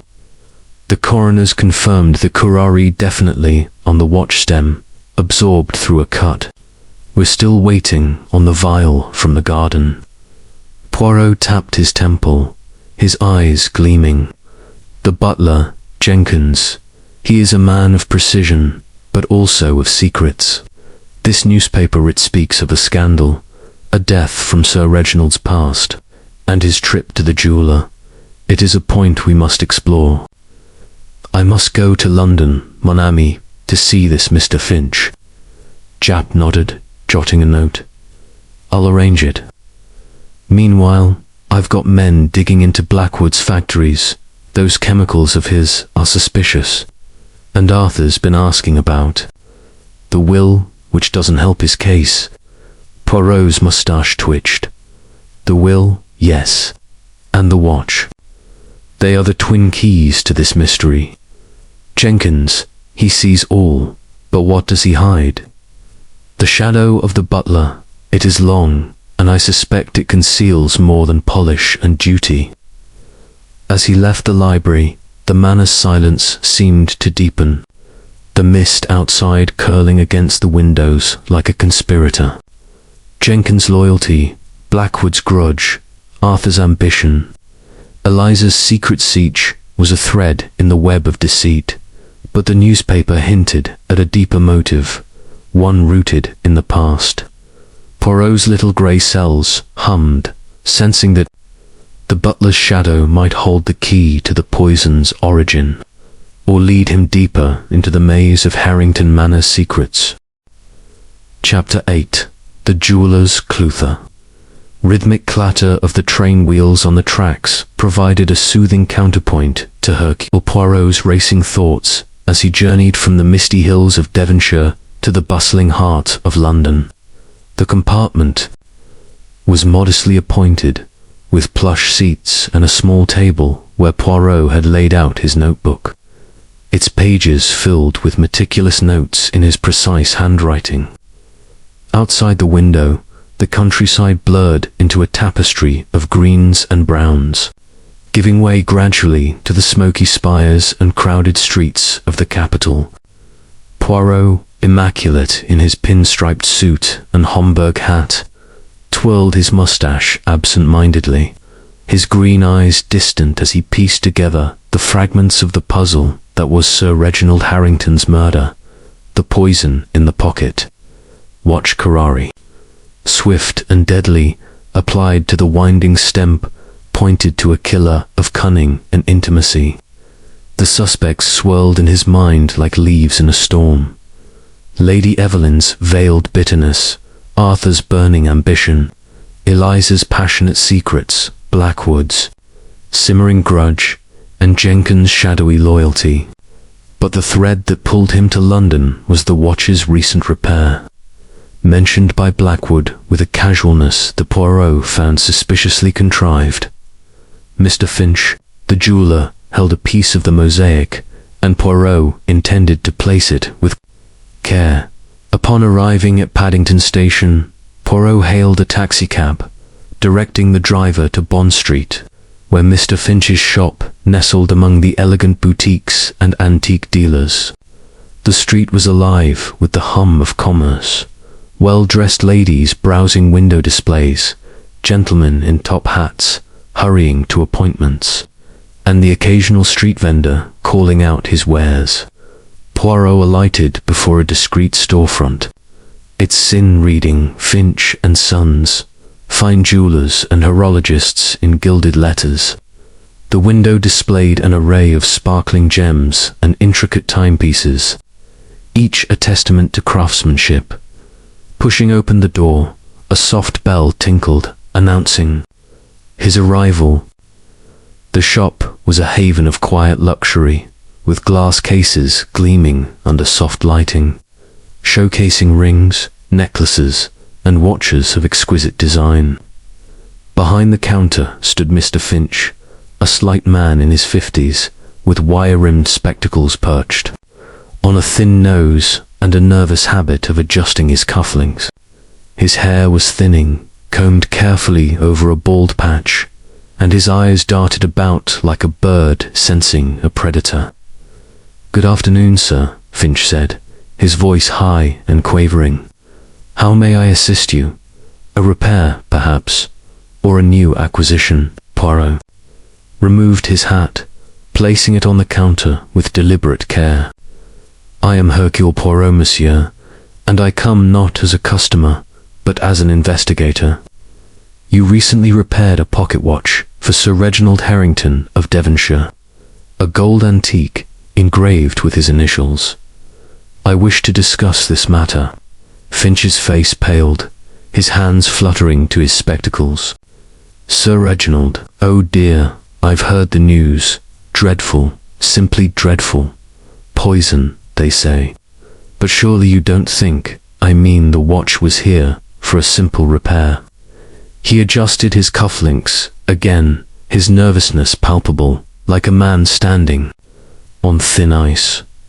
Poirot's eyes narrowed slightly, his voice calm but probing. "Precisely, monsieur. A new stem, I understand, because it was sticking. Tell me, if you please, the details of this repair. When did Sir Reginald bring the watch? Who handled it? And was there anything unusual during its time here?" Finch swallowed, glancing toward the back of the shop, where a door led to the workshop. "It was last Tuesday, sir. Sir Reginald's butler, Jenkins, brought it in. Said the stem was catching, making it hard to wind. I examined it fine piece, Swiss movement, early 19th century. The stem was worn, so I replaced it with a matching gold one, polished the case, oiled the mechanism lightly. Nothing out of the ordinary." He paused, his fingers drumming on the counter. "Jenkins collected it on Friday, paid in full." Poirot leaned forward, his moustache twitching. "And during the repair, monsieur, who touched the watch? You alone, or perhaps an assistant?" Finch hesitated, his eyes shifting. "Well, I did the work myself. I'm the only horologist here, but there was a woman who came to inquire about it. On Thursday. Veiled, she was, elegant. Said she was Lady Evelyn Harrington, come to check on the progress. I showed her the watch, let her hold it briefly. She seemed satisfied, paid a deposit in cash, no questions asked." His voice trailed off, and he adjusted his spectacles again, as if regretting his words. Poirot's eyes gleamed with interest, his voice sharpening. "A veiled woman, claiming to be Lady Evelyn. Describe her, if you please, her height, her voice, any distinguishing features." Finch frowned, rubbing his chin. "Tallish, slender, dark hair under the veil. Voice soft, refined, with a hint of urgency. She wore gloves, black ones, and a broocher pearl thing. Didn't stay long, just looked at the watch, turned the stem. Once or twice, then left. I thought nothing of it. Wives often check on their husbands' items." But his tone was uncertain, and Poirot sensed the man's growing unease. "Most curious," Poirot murmured, his mind racing. "An impersonation, or Lady Evelyn herself, with a hidden agenda? And the lubricant you used on the mechanism, it was harmless, yes? No unusual substances?" Finch nodded vigorously. "Just a standard. Watch oil, Sir-petroleum-based, non-toxic. I can show you the bottle, if you like." He bustled to the workshop door, beckoning Poirot to follow. The back room was a clutter of tools and magnifying glasses, with a workbench littered with tiny screws and gears. Finch produced a small vial of clear liquid, its label faded but legible. Poirot examined it, sniffing cautiously, odorless, innocuous. "Merci." Monsieur Poirot said, his gaze sweeping the workshop. He noted the array of tools, pliers, files, a small lathe. No signs of poison, but the veiled woman's visit was a revelation, a twist in the tale. "You have been most helpful. If this woman returns, or if you recall anything else, contact me. At once." He handed Finch a card, bowing slightly before departing. The streets of Bond Street were busier now, the afternoon crowd thickening as shoppers emerged from tea rooms and galleries. Poirot hailed another cab, directing it to his flat at Whitehaven Mansions, where he intended to ponder this new clue before returning to Devonshire. The veiled woman, if not Lady Evelyn, then who? Eliza, perhaps, with her red hair hidden. or an accomplice, unknown. The impersonation suggested premeditation, a plan to tamper with the watch away from the manor.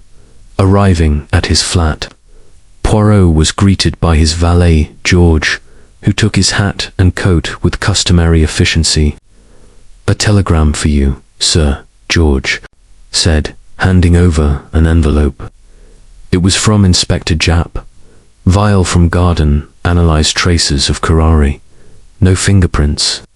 Proceed with caution. Poirot's mustache twitched, a small smile playing on his lips. The plot thickens. George, the poison in the garden, the veiled woman in London's cest magnifique. The complexity. He settled into his armchair, sipping a tisane prepared by George, his mind sifting through the details.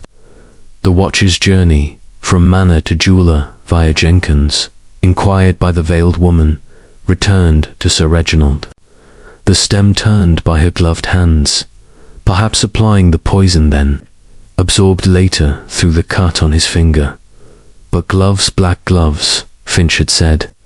Lady Evelyn favoured lace, Eliza silver jewellery, a disguise. Poirot's eyes narrowed. He must confront Lady Evelyn upon his return, gauge her reaction. And Jenkins, had he mentioned the veiled woman? No, he had not. An omission or ignorance. The evening train back to Devonshire was crowded, but Poirot secured a private compartment, his notebook open once more. He sketched a timeline. Tuesday to Finch via Jenkins.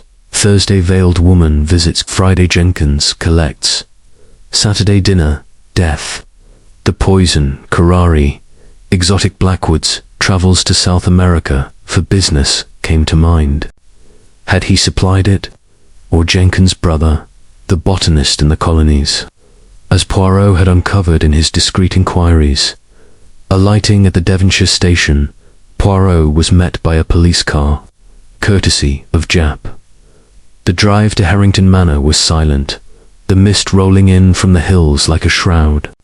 The manor loomed, its windows flickering with light, a beacon of secrets. Jenkins opened the door, his face impassive. "Monsieur Poirot, welcome back. The family is in the drawing room."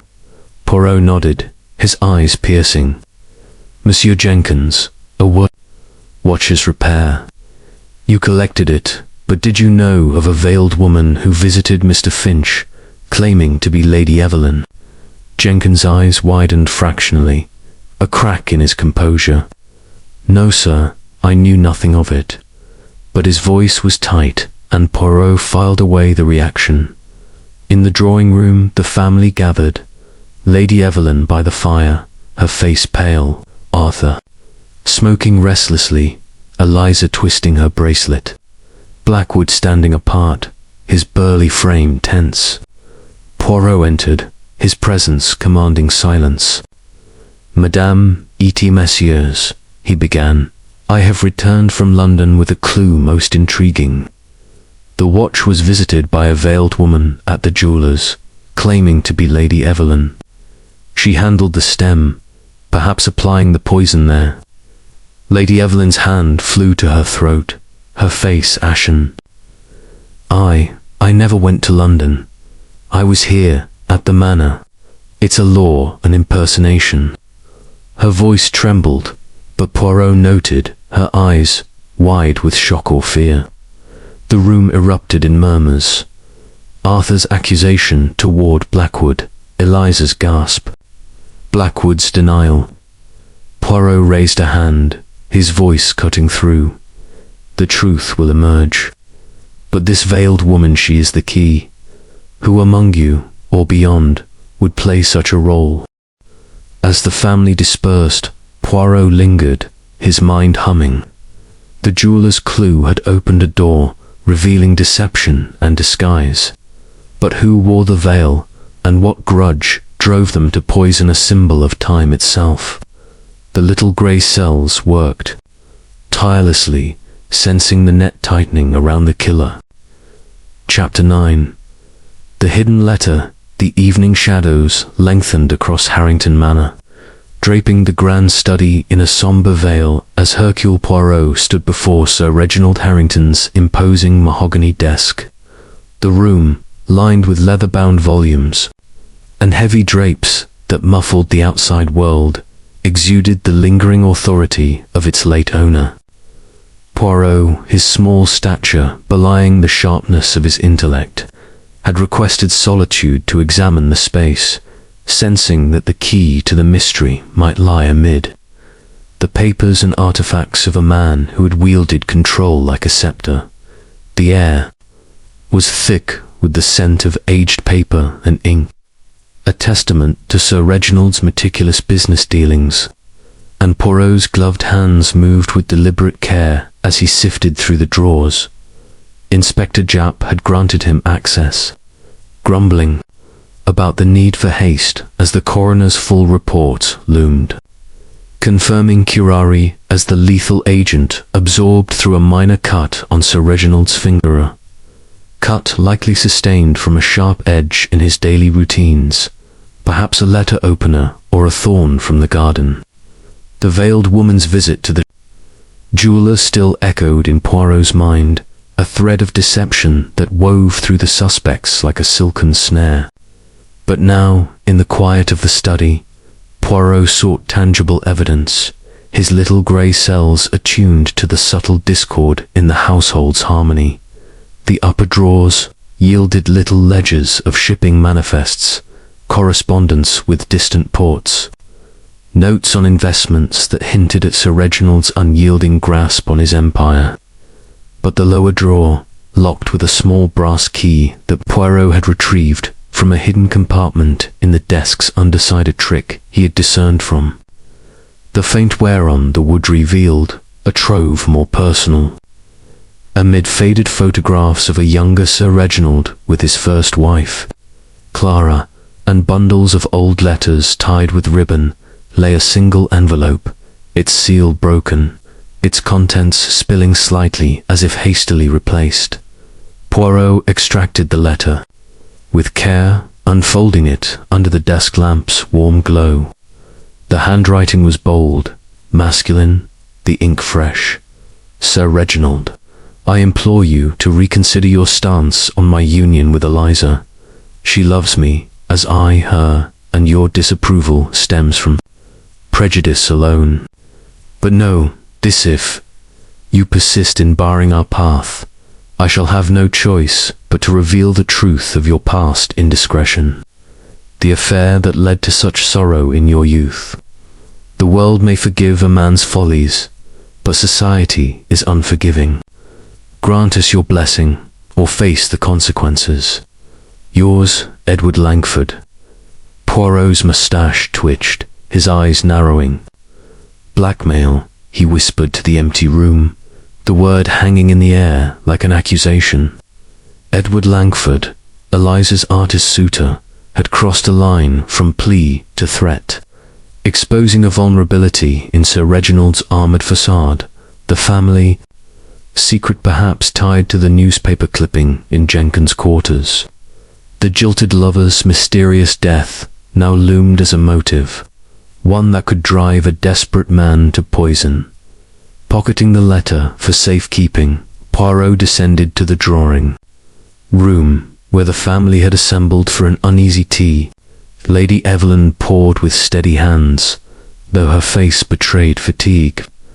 Arthur lounged in an armchair, a newspaper unread in his lap. Eliza sat by the window, her red hair catching the fading light, her fingers absent-mindedly tracing patterns on the sill. Blackwood had departed for his nearby estate, citing business, but Jenkins hovered near the door, his presence a silent sentinel. Mademoiselle Eliza, Poirot said, his voice cutting through the subdued murmur. A word in private, if you please. She started, her green eyes widening, but followed him to the conservatory, where potted ferns and glass walls offered a semblance of seclusion. The air was humid, scented with earth, and Poirot presented the letter without preamble. Eliza's face drained of colour as she read, her hands trembling. Edward, ... He wouldn't. This is madness. She sank onto a wicker chair, tears welling. He begged me to speak with father again, but I refused. Father was adamant no artist, no pauper in the family. But Edward harming father, never. He abhors violence. He's a creator, not a destroyer. Her voice broke, sobs escaping, and Poirot offered a handkerchief, his expression sympathetic yet probing. And yet, mademoiselle, the letter threatens exposure. What secret does it reference? Something from Sir Reginald's past, perhaps a scandal that could tarnish the Harrington name. Eliza wiped her eyes, her defiance returning. I don't know the details. Father never spoke of it. But Edward mentioned once, in anger, that father had wronged someone long ago, a woman who suffered because of him. Edward's aunt, perhaps from a modest family, maybe there's a connection. But poison. Edward was in London, painting. He couldn't have done this.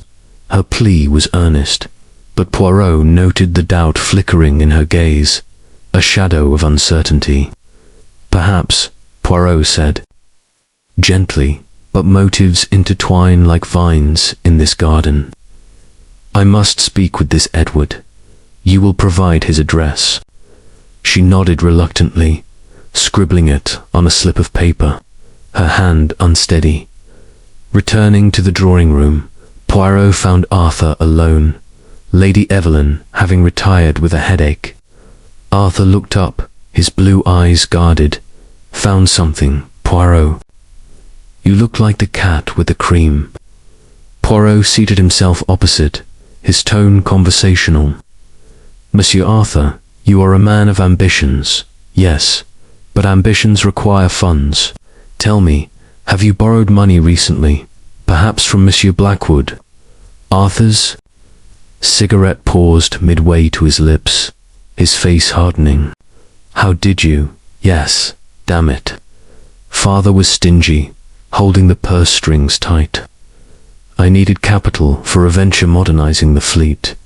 Blackwood loaned me a sum, on terms, but it's business, nothing sinister.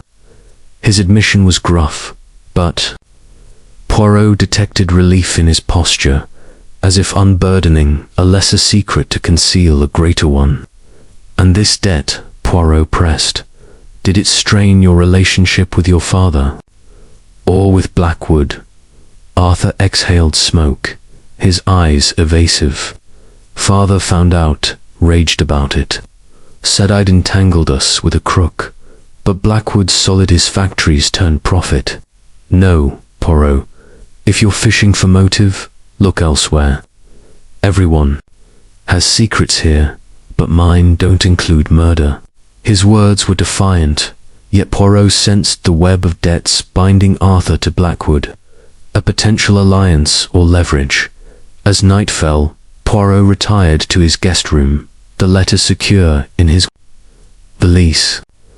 The manor creaked with settling timbers, but his mind was restless. Edward's blackmail, Arthur's confession secrets layered like onion skins, but which peeled away to reveal the killer. The veiled woman, the vial in the garden, the jewelers. Clue all converged on the watch. A symbol poisoned by betrayal. A soft knock interrupted his reverie. Jenkins, with a tray of tisane. For your digestion, sir, the butler said, his eyes impassive. Poirot accepted, but as Jenkins turned, he asked Monsieur Jenkins, this scandal in Sir Reginald's past, you knew of it? Jenkins paused, his back stiff. I served Sir Reginald for 20 years, sir. Some things are best left buried. He departed, leaving Poirot with the steaming cup and a deepening suspicion. The hidden letter had illuminated motives, but the darkness of deception lingered. Poirot sipped his tisane, his little grey cells weaving the threads, knowing that the truth, elusive as a whisper, would soon demand revelation. Chapter 10. The poison's origin. The night had draped Harrington Manor in a cloak of stillness, broken only by the occasional creak of ancient timbers and the distant hoot of an owl in the misty Devonshire hills. Hercule Poirot sat in his guest room, a small oasis of order within the sprawling chaos of suspicion that enveloped the household. His notebook lay open on a rosewood table, its pages filled with neat annotations, each a thread in the intricate tapestry of Sir Reginald Harrington's murder. The flickering light of a single lamp cast shadows across the room, mirroring the elusive nature of the truth he sought. The pocket watch, with its poisoned stem, remained the heart of the mystery, and Poirot's little grey cells were alight with the challenge of tracing the curare that had silenced a man's heart. Inspector Japp's arrival earlier that evening had brought new clarity to the case. The policeman, his trench coat damp from the mist, had joined Poirot in the library, his face etched with the weariness of a man grappling with an elusive killer. "Poirot, we've got the coroner's final word," Japp announced, spreading a typed report on the table. "Curare, no doubt about it. Diluted, mind you, to delay the effect just enough for Sir Reginald to wind the watch at dinner and absorb it through that cut on his finger. Clever, devilishly clever. The vial from the garden had traces of it too, but no prints wiped clean." Poirot's eyes gleamed as he leaned forward, his moustache twitching. "Diluted, you say? Mon ami. This is significant. The killer wished, not for immediate collapse, but for a performance, a spectacle at the dining table. The cut, how did it occur?" Japp shrugged, flipping through his notes. "Dr. Marshall thinks it was minor, likely from a letter opener or a sharp edge in the garden. Sir Reginald was always fiddling with his roses, or so the gardener says. The curare entered through the skin, fast-acting but subtle until it hit the bloodstream." Poirot nodded, his mind racing. "And the vial, found near Mademoiselle Eliza's fountain, its presence suggests carelessness or a deliberate plant. But curare, Inspector, is not a common poison. It comes from the jungles of South America, used by tribes for hunting. How does such a substance find its way to a Devonshire manor?" Japp rubbed his chin, his eyes narrowing. "That's the rub, isn't it? I've got men digging into Blackwood's factories. He's been to South America, you know, sourcing chemicals. For his dyes, could have brought back something exotic. But there's another, Angle Jenkins's brother, a botanist in the colonies, sent him seeds and plants over the years. We found a letter in Jenkins' quarters mentioning a shipment of rare specimens. From British Guiana, curares from that region, isn't it?" Poirot's fingers tapped the table, a rhythm of thought. "Oui, Inspector. The brother, a botanist, most intriguing, and Blackwood, with his travels. Two paths to the poison, yet neither is certain. We must tread carefully, for the killer anticipates our steps." Their conversation was interrupted by a commotion in the hall. Arthur Harrington burst into the library, his face flushed, a half-empty glass of brandy in his hand. "You're wasting time, Poirot," he snapped, his voice thick with agitation. "It's Blackwood, I tell you. He's got the means. Those factories of his are full of chemicals. He hated father, wanted him out of the way to take over the business. Why aren't you hauling him in?" Poirot raised a hand, his voice calm but firm. "Monsieur Arthur, impatience clouds the judgment. Monsieur Blackwood is a suspect, yes, but so are others. The truth, it is like a fine wine, it requires time to breathe.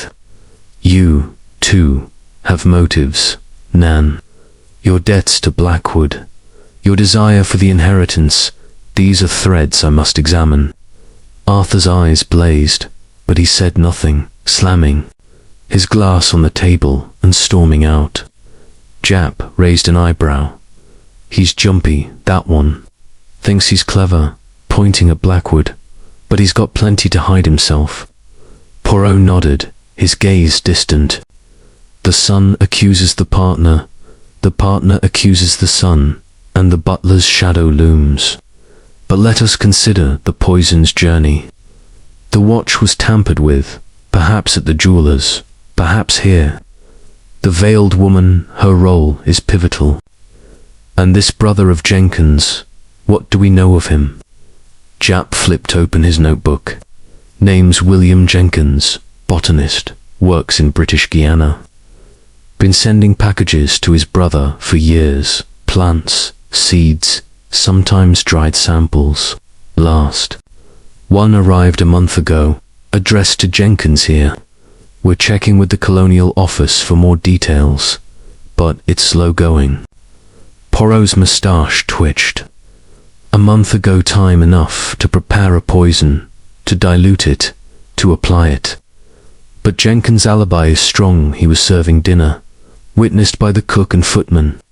Yet the newspaper in his quarters, the scandal of Sir Reginald's youth, it suggests a motive rooted in the past. We must learn more of this brother. The library door opened, and Eliza entered, her red hair dishevelled, her face pale. Monsieur Poirot, I heard Arthur shouting. Is it true about the poison, curare? Her voice trembled, and she clutched her silver bracelet, her eyes darting between Poirot and Jap. Poirot studied her, his tone gentle. Oui, mademoiselle, curare, applied to the watch's stem. Tell me, your Edward, does he have connections to the colonies, perhaps to exotic plants or chemicals? Eliza's eyes widened, and she shook her head vehemently. No, Edward's an artist, not a scientist. He mixes paints, yes, but nothing like that. He's in London. I swear he couldn't have done this. But her voice faltered, and Poirot noted the doubt in her eyes, a mirror to her earlier defense of her lover. Mercy, mademoiselle, Poirot said, dismissing her gently. As she left, he turned to Jap. The poison's origin is the key, mon ami. Blackwood's travels, Jenkins' brother, even Edward's paint seach is a possibility. But the watch, it was the vessel. We must return to its journey, Jenkins, to the jeweller, the veiled woman's visit, the return to Sir Reginald. Jap sighed, rubbing his eyes. I've got a man checking Finch's shop again, looking for any trace of curare, but this case, like chasing a ghost. Everyone's got a reason to hate Harrington, but who had the nerve to poison his watch? Poirot smiled faintly, his eyes gleaming. The nerve, Inspector, and the knowledge. The killer is not only bold, but intimate with Sir Reginald's habits. The watch was wound at 8, as always, in front of all. A performance, yes, but also a trap. We must look to the past. Jenkins' newspaper, Edward's threat, Blackwood's travels. The poison's origin will lead us to the killer's heart. As Jap gathered his notes and departed to coordinate with his men, Poirot remained in the library, the weight of the manor's secrets pressing around him. The mist outside thickened, curling against the windows like a conspirator, but Poirot's mind was clear. The curare, exotic and rare, was no accident. It was a choice, a signature. Whether from Blackwood's factories, Jenkins' brother, or another source yet uncovered, it pointed to a mind as precise as the watch itself. The little grey cells hummed, sensing the net tightening, but the truth remained just beyond reach, hidden in the shadows of motive and opportunity. Chapter 11. The impersonator unveiled the grand drawing room of Harrington Manor, was bathed in the soft glow of candlelight. the flickering flames casting long shadows across the ornate wallpaper and heavy velvet drapes. The air was thick with tension, as if the very walls held their breath, awaiting the unraveling of secrets that had festered since Sir Reginald Harrington's death. Hercule Poirot stood at the center of the room, his small frame commanding the space with an authority that belied his stature. His pinstriped suit was immaculate, his moustache perfectly groomed, and his green eyes gleamed with the intensity of a man who saw not just the room but the intricate web of motives woven within it. Inspector Japp stood by the fireplace, his notebook in hand, his face etched with the strain of a case that grew more convoluted with each revelation. The family and their associate had been summoned. Lady Evelyn, her face pale beneath her mourning veil. Arthur, restless, a cigarette smouldering between his fingers. Eliza, her red hair catching the light, her hands clutching her silver bracelet. And Victor Blackwood, his burly frame stiff with unease.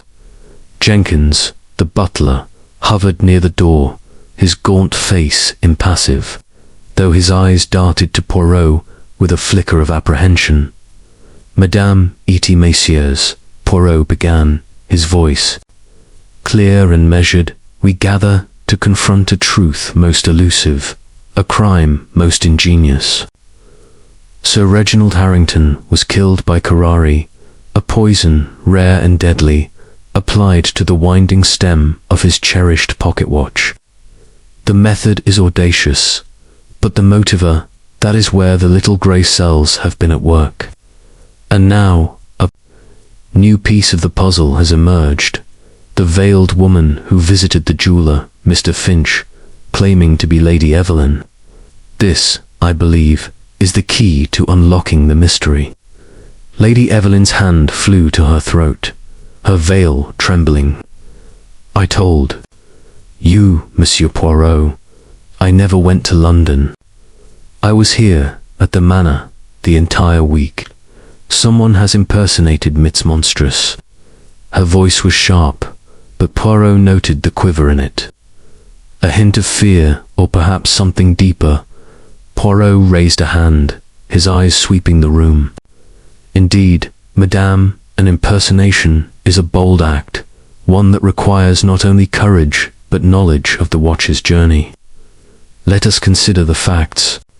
The watch was taken to Mr. Finch on Tuesday by Monsieur Jenkins, visited by this veiled woman on Thursday, and collected on Friday. The poison, curare, was likely applied during this visit, for Mr. Finch found no trace of it in his workshop, only a harmless lubricant. Eliza's eyes widened, and she stepped forward, her voice trembling. You think I did it, don't you? Because of Edward? Because of father's refusal to let us marry? I swear, Monsieur Poirot, I never left the manor. I was here, in the garden. In my room, I couldn't have gone to London. Her hands twisted her bracelet, and Poirot noted the desperation in her tone, the way her gaze flickered to her mother. Poirot turned to her, his expression gentle but probing. Mademoiselle Eliza, you have admitted to visiting the jeweller in disguise, yes.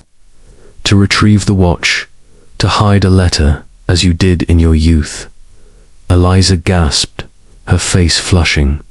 No, I mean yes, I went once, months ago, to leave a note for Edward, but not last week.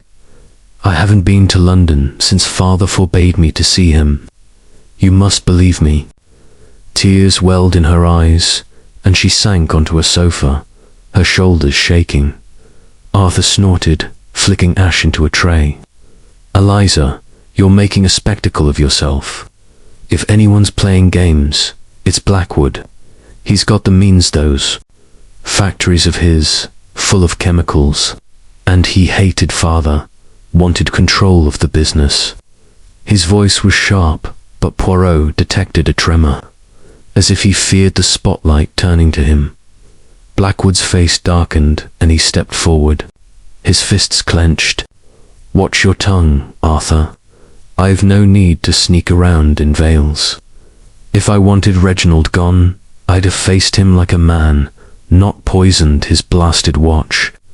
His voice was a growl, but Poirot noted the way his eyes darted to Lady Evelyn.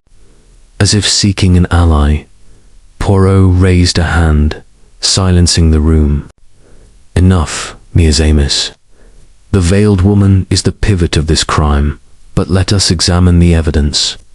Monsieur Finch described her, tall, slender, dark hair, wearing black gloves and a pearl brooch. Madame Evelyn, you favor lace gloves, Nan, and Mademoiselle Eliza, your hair is red, unmistakable. Yet someone wore a disguise, perhaps a wig, to impersonate the lady of the manor. Lady Evelyn's composure cracked, her hands trembling as she lifted her veil. I did go to London once, Monsieur Poirot, but not for the watch. I visited a solicitor, discreetly, to discuss, a possible separation from Reginald. He was controlling, cruel at times. I needed to know my options. Her voice broke, and she looked away, her face ashen. But I swear, I never went to the jeweler. I wouldn't know how to handle poison. Poirot's eyes narrowed, and he produced a small evidence bag from his pocket, containing a single black glove fibre, retrieved from Finch's shop by Japp's men. This, madame, was found on the watch case at the jeweller's. It matches the gloves you wore yesterday, Nan. Can you explain this? The room fell silent, all eyes on Lady Evelyn. She gasped, her hand flying to her mouth. That's impossible. I don't own black gloves, only lace, as you said. Someone must have planted it, used my name to frame me. Her voice rose, bordering on hysteria. And Poirot noted the way Arthur and Eliza exchanged glances, their unease palpable. Jenkins, silent until now, stepped forward, his voice low. If I may, sir, I saw Lady Evelyn wearing black gloves last week when she returned from town. I assumed she'd been shopping. His tone was deferential, but Poirot caught a glint of something satisfaction. Perhaps. In his grey eyes, Lady Evelyn whirled on him, her face livid. That's a lie, Jenkins. I never wore such gloves. Why would you say such a thing? Her accusation hung in the air, and Jenkins bowed, retreating to the shadows. His expression unreadable. Poirot's moustache twitched, his mind racing. A lie or a truth misdirected. Let us consider another possibility. Mademoiselle Eliza, you spoke of Edward, your artist. I have learned he was in London, yes, but not alone. A witness places him near Bond Street on Thursday, the day of the veiled woman's visit. Could he have played a role, perhaps supplying the curare? Eliza leapt to her feet, her voice fierce. Edward would never. He's gentle, an artist, not a murderer. But he did mention buying pigments, rare ones, for a new painting. Could someone have used him, tricked him? Her words faltered, and Poirot saw the doubt creeping into her eyes, a crack in her certainty. Japp coughed, breaking the tension. Poirot, we've got Edward's address. I'm sending a man to question him, and the glove fibre it's being analysed further. But this veiled woman business, it's muddying the waters. Any theories? Poirot smiled faintly, his eyes gleaming. Theories, mon ami. I have many, but the truth is singular. The veiled woman is either among us or an agent of one present. The glove fibre, the curare, the watcher's journey, they point to a plan most meticulous, but also to a mistake. The impersonator left a trace, and that trace will lead us to the killer. As the family dispersed, Lady Evelyn trembling, Eliza weeping, Arthur muttering, and Blackwood retreating with a scowl, Poirot lingered, his gaze fixed on Jenkins. The butler's accusation, so casually delivered, was a calculated move, perhaps to deflect, perhaps to accuse. The hidden letter from Edward, the newspaper in Jenkins' quarters, the debts binding Arthur to Blackwoodall were threads, but the veiled woman was the needle, stitching them together, outside. The mist curled thicker, shrouding the manor in secrecy. Poirot's little grey cells hummed, sensing the truth drawing closer. The impersonator's veil was lifting, but the face beneath remained obscured, a shadow of motive and malice that only the watch could fully reveal. Chapter 12. The brothers' revenge. The morning light struggled through the heavy mist enveloping Harrington Manor, casting a pallid glow across its stone facade, as if the estate itself mourned the secrets it harbored. Hercule Poirot stood in the library, his small frame dwarfed by towering bookshelves laden with volumes of maritime history and trade ledgers. The air was heavy with the scent of old paper and leather, a fitting backdrop for the unraveling of a mystery that twisted through the past and present. His green eyes, sharp as ever, scanned the room, lingering on the portrait of Sir Reginald Harrington, whose stern gaze seemed to challenge Poirot to uncover the truth behind his poisoned demise. The pocket watch, its gold casing now sealed in an evidence bag, remained the silent fulcrum of the crime, its curare-laced stem a testament to a killer's cunning. Inspector Japp had joined Poirot earlier, his face etched with frustration as he relayed the latest findings. The glove fibers, a match for a pair found in Lady Evelyn's wardrobe, he said, flipping through his notebook. But she swears they're not hers, and the maid backs her up, says they appeared after the murder. And Edward, Eliza's artist, he admits to being near Bond Street, buying pigments, but claims no knowledge of the watch or curare. We're still digging into his supplier. Poirot's moustache twitched, his mind sifting through the threads. The veiled woman's impersonation, the vial in the garden, Edward's threatening letter, Arthur's debts, Blackwood's chemicals, and Jenkins' cryptic newspaper clipping. Each pointed to a motive, but the poisons, origin curare, exotic and rare, suggested a deeper connection, one rooted in vengeance or betrayal. The mention of Jenkins' brother, William, a botanist in British Guiana, had lingered in thoughts, a shadow cast by the butler's quiet efficiency, determined to probe this angle. Poirot sought out Jenkins, finding him in the butler's pantry, polishing silver with a precision that bordered on obsessive. The room was stark, its shelves lined with gleaming cutlery and crystal, a mirror to Jenkins' controlled demeanor. "Monsieur Jenkins," Poirot began, his voice soft but commanding, "we must speak again of the watch and of your past. You have served Sir Reginald faithfully, yes, but there is more to your story, I think. This newspaper in your quarters, about a scandaler woman wronged by Sir Reginald long ago, and your brother, William, in the colonies. Tell me what ties you to this past." Jenkins' hands paused, the polishing cloth suspended, his gaunt face tightening. "Sir, I've told you all I know. The newspaper was a curiosity, nothing more. As for my brother, he's a botanist, sends me plants and seeds now and then. Nothing to do with Sir Reginald's death." His voice was steady, but Poirot noted the slight tremor in his fingers, a crack in his polished facade. Poirot leaned forward, his eyes piercing. "And yet, monsieur, your brother sends rare specimens from British Guiana, where curare is known. A package arrived a month ago, did it not? Could it have contained the poison that found its way to the watch? Jenkins' eyes flashed, a rare spark of emotion. You accuse me, sir. I've served this family 20 years, borne Sir Reginald's demands without complaint. My brother's a scholar, not a murderer. His packages are plants, not poisons.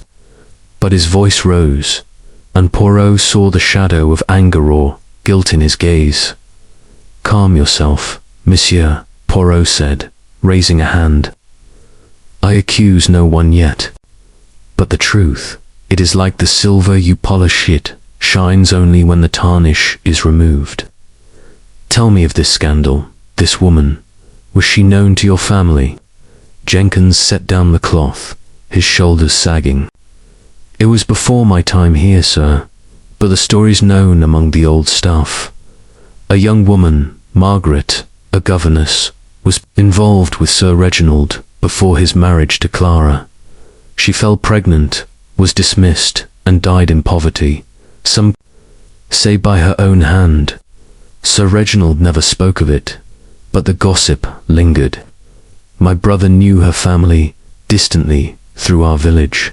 That's all. His voice was flat, but Poirot sensed a deeper wound, a personal connection. Most interesting? Poirot murmured, his mind racing. And this brother, William, he resented Sir Reginald for this tragedy. Jenkins hesitated, his grey eyes darkening. William was young then, but he heard the stories. He wrote once, years ago, saying Sir Reginald's wealth was built on others' suffering. But he's no killer, sir. He's a man of science.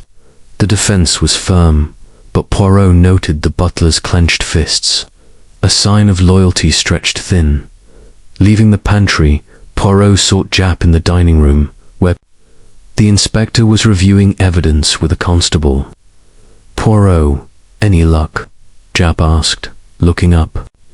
We've got a lead on William Jenkins's last package to his brother included dried plant samples, possibly Strychnus toxifera, the source of curare. No direct proof yet, but it's damning. Poirot's eyes gleamed.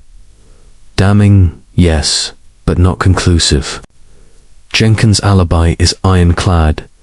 He was serving dinner, witnessed by the cook and footman. Yet the watch's mechanism, not just the stem, holds the key. I have examined the evidence bag, mon ami, and found a trace of curare inside the watch case. Not only on the stem. This suggests sampling after the jeweller's repair, here in the manor. Japp's brow furrowed. Inside the case, that's a fiddly job, requires skill, tools. Jenkins could have done it, or someone with access to the watch after Friday. Poirot nodded, his moustache twitching. Precisely. The veiled woman at the jeweller's may have set the stage, but the final act was here. Arthur collected the watch from Jenkins on Friday evening, did he not?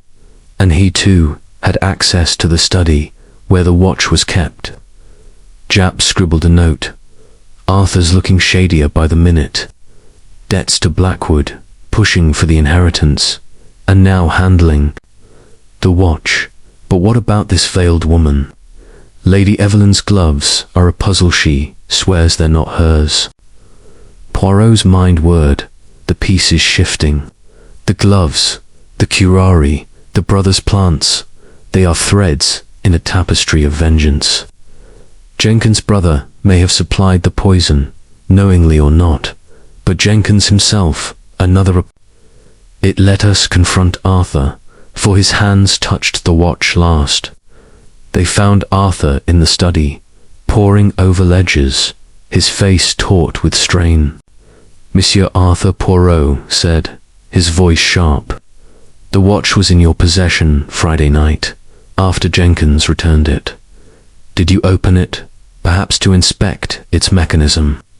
Arthur's cigarette fell from his lips, his eyes narrowing. What are you implying, Poirot? I took the watch from Jenkins, gave it to father. I I didn't fiddle with it, time, no watchmaker. But his voice wavered, and Poirot saw the sweat beading on his brow. And yet, Poirot pressed, curare was found inside the case, not just on the stem. A delicate task, requiring access and knowledge. Your debts to Blackwood, your ambition, did they drive you to act? Arthur slammed a fist on the desk. I didn't kill him. Blackwood's, the one with poisons, checked his factories. Or Eliza's artist's sneaky enough. His deflection was desperate, and Poirot noted the fear in his eyes. A man cornered. By circumstance, as they left the study, Japp muttered, he's hiding something, but is it murder? And Jenkins's brother's plants are too convenient. Poirot's eyes gleamed. The brother's revenge, it is a motive, but the watches. Tampering points to the manor. Jenkins, Arthur, or another someone here wove the final thread. The truth is close, mon ami, but it twists like a serpent. The manor's shadows deepened, the mist outside a silent conspirator. Poirot's little grey cells hummed, sensing the poison's origin in a past wrong, a brother's grudge, and a watch that ticked not with time but with treachery. Chapter 13. The fatal winding, the mist that had clung to Harrington Manor, like a persistent spectre, began to lift as the sun climbed higher, revealing the sharp outlines of the Devonshire hills in the crisp morning air. Hercule Poirot paced the length of the conservatory, where the scent of damp earth and blooming orchids provided a stark contrast to the sterile chill of the mystery that enveloped the household. His polished shoes clicked softly against the tiled floor, each step a punctuation in the rhythm of his thoughts.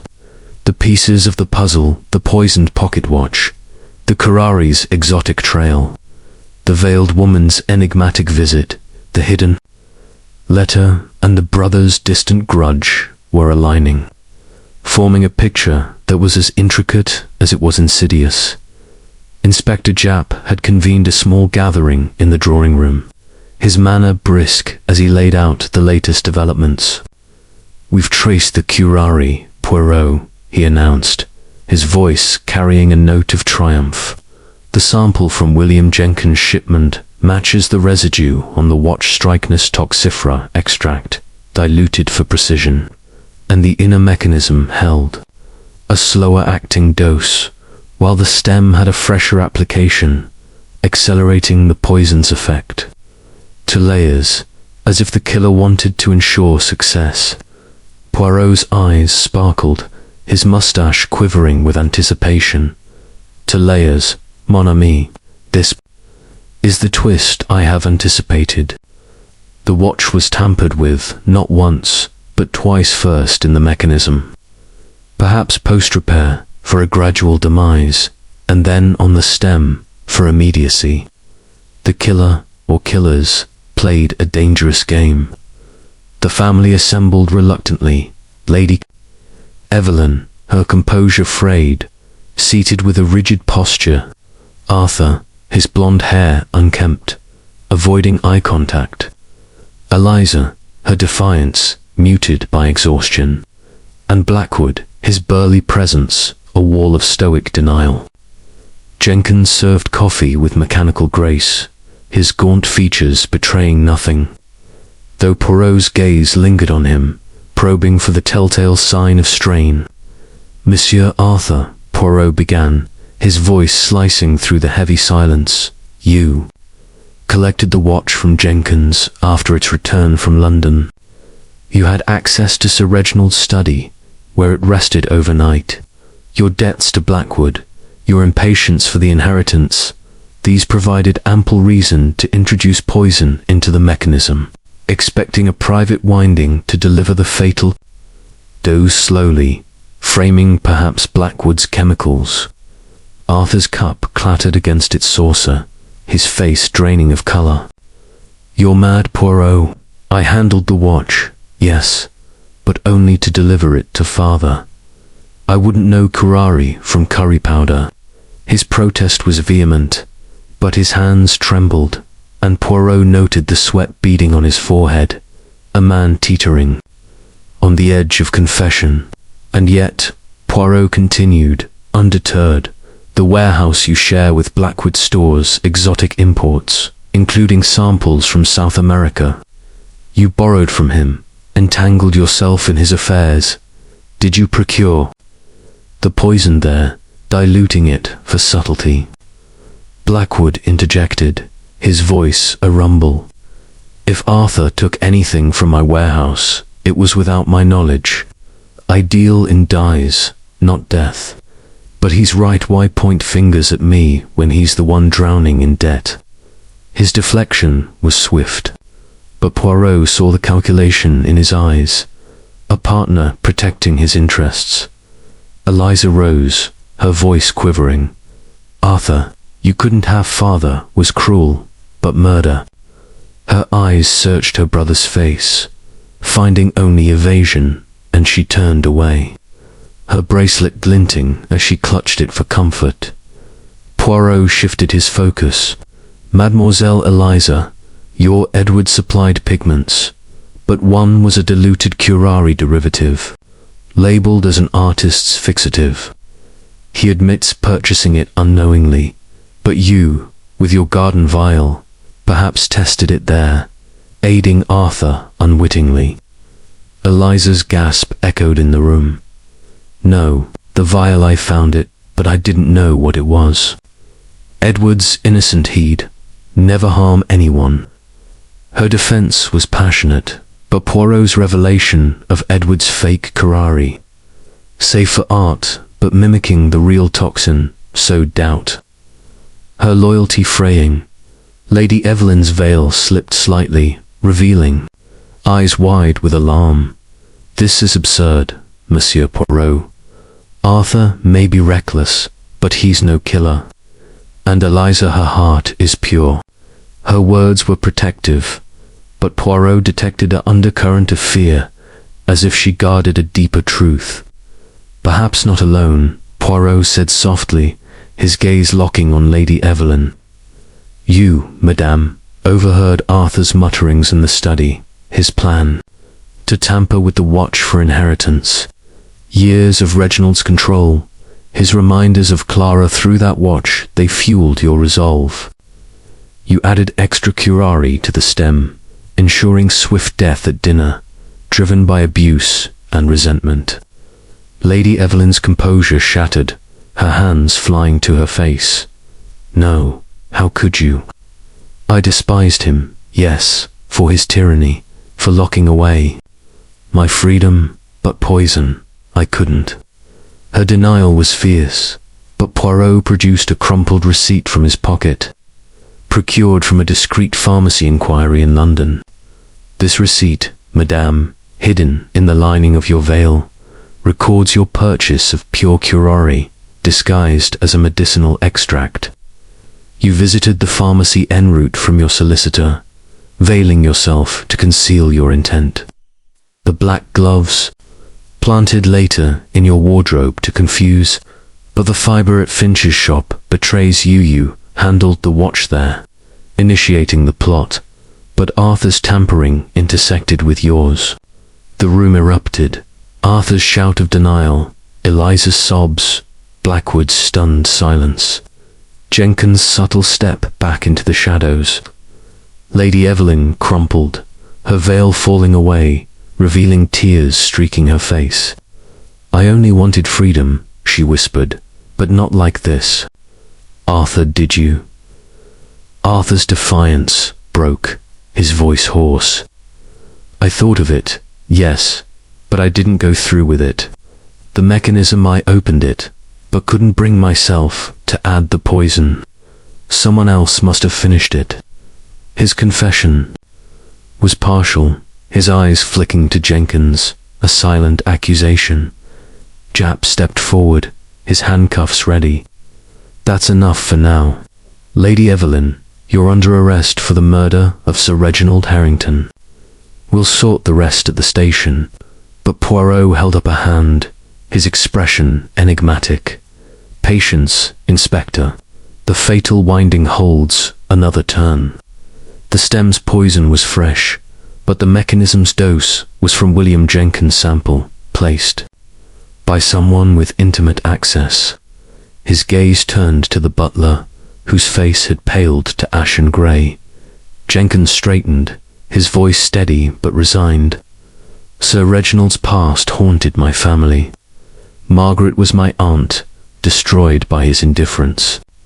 William sent the curare at my request for research, but I placed it in the mechanism after Arthur hesitated, saw him falter in the study. The stem, though that was another's hand. The revelation hung a double-edged blade.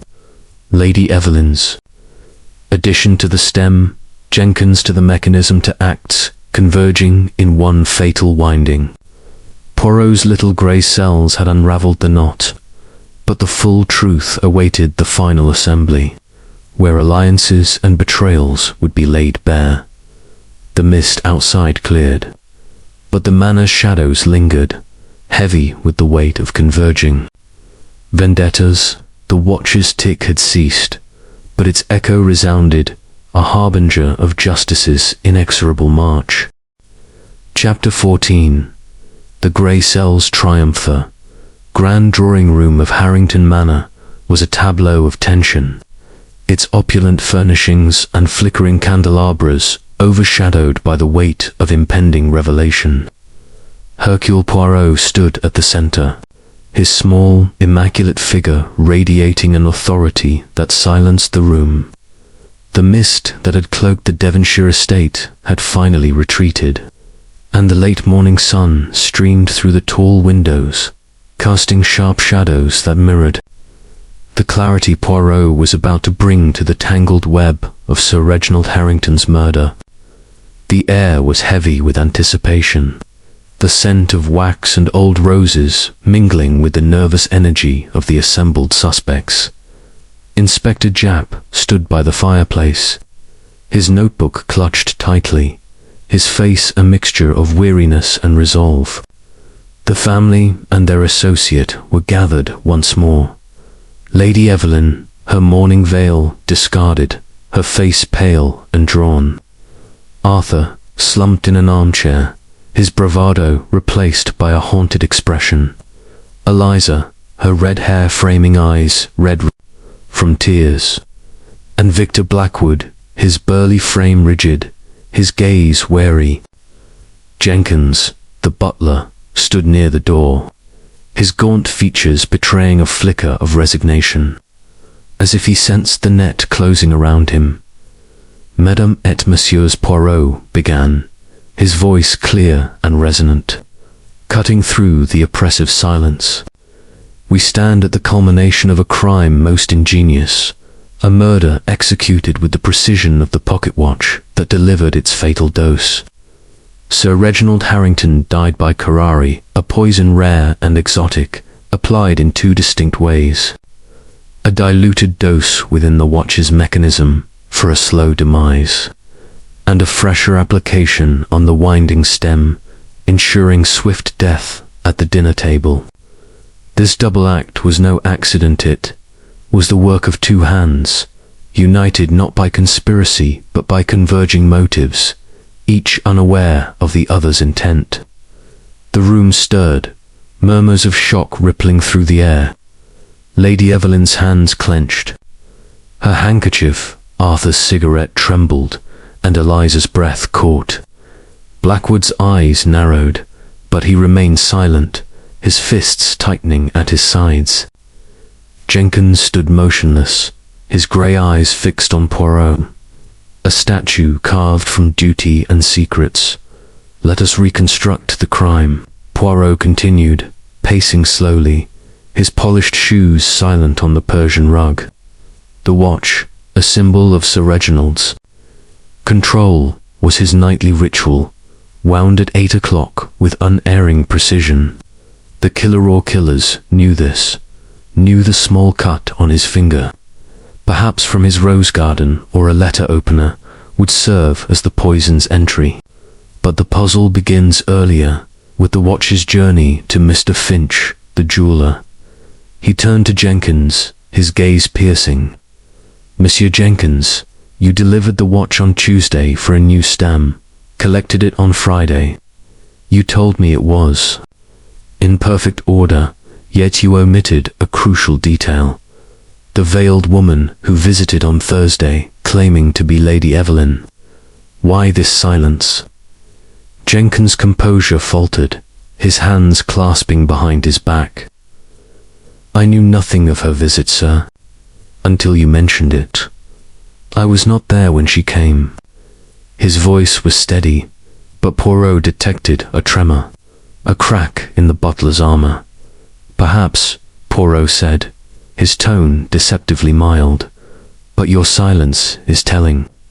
Your brother, William, a botanist in British Guiana, sent you a package a month ago containing dried strychnus, toxifera, the source of curare. You admitted requesting it for research, but I put it to you, monsieur, that your research was vengeance. The newspaper in your quarters spoke of Margaret, your aunt, ruined by Sir Reginald's youthful indiscretion, left to die in despair. This wound festered, did it not? You saw Arthur's hesitation in the study, his plan to tamper with the watch's mechanism, and you seized the opportunity." Jenkins' face paled, his lips thinning. "Sir Reginald's past was a stain on my family," he admitted, his voice low. "Margaret was my aunt, discarded like refuse. William sent the curare at my request, meant only to scare Sir Reginald, to make him face his sins. I opened the watch case in the study after Arthur left it untouched, and applied a diluted dose, thinking it would sicken him, not kill. But the stem that was not my doing." His confession hung heavy, a shadow. "Given form," Poirot nodded, turning to Arthur. "Monsieur Arthur, you stand at the heart of this tragedy. Your debts to Blackwood, your impatience for the inheritance, these drove you to plan the murder. You learned of curare in Blackwood's warehouse, where exotic samples were stored. Alongside dyes, you collected the watch from Jenkins, opened it in the study, intending to lace the mechanism with poison. But your nerve failed, yes. You faltered, leaving the watch intact until Jenkins completed your work." Arthur's face crumpled, his cigarette falling to the floor. I thought about it. Yes," he stammered. "Father was suffocating. Me, holding the business, the money, everything. I got the curare from Blackwood's warehouse. It was labeled as a sample, not dangerous. I opened the watch, but I couldn't do it. I left it on the desk, untouched. I swear, I didn't kill him." His voice broke, his eyes darting to Jenkins, a mixture of fear and accusation.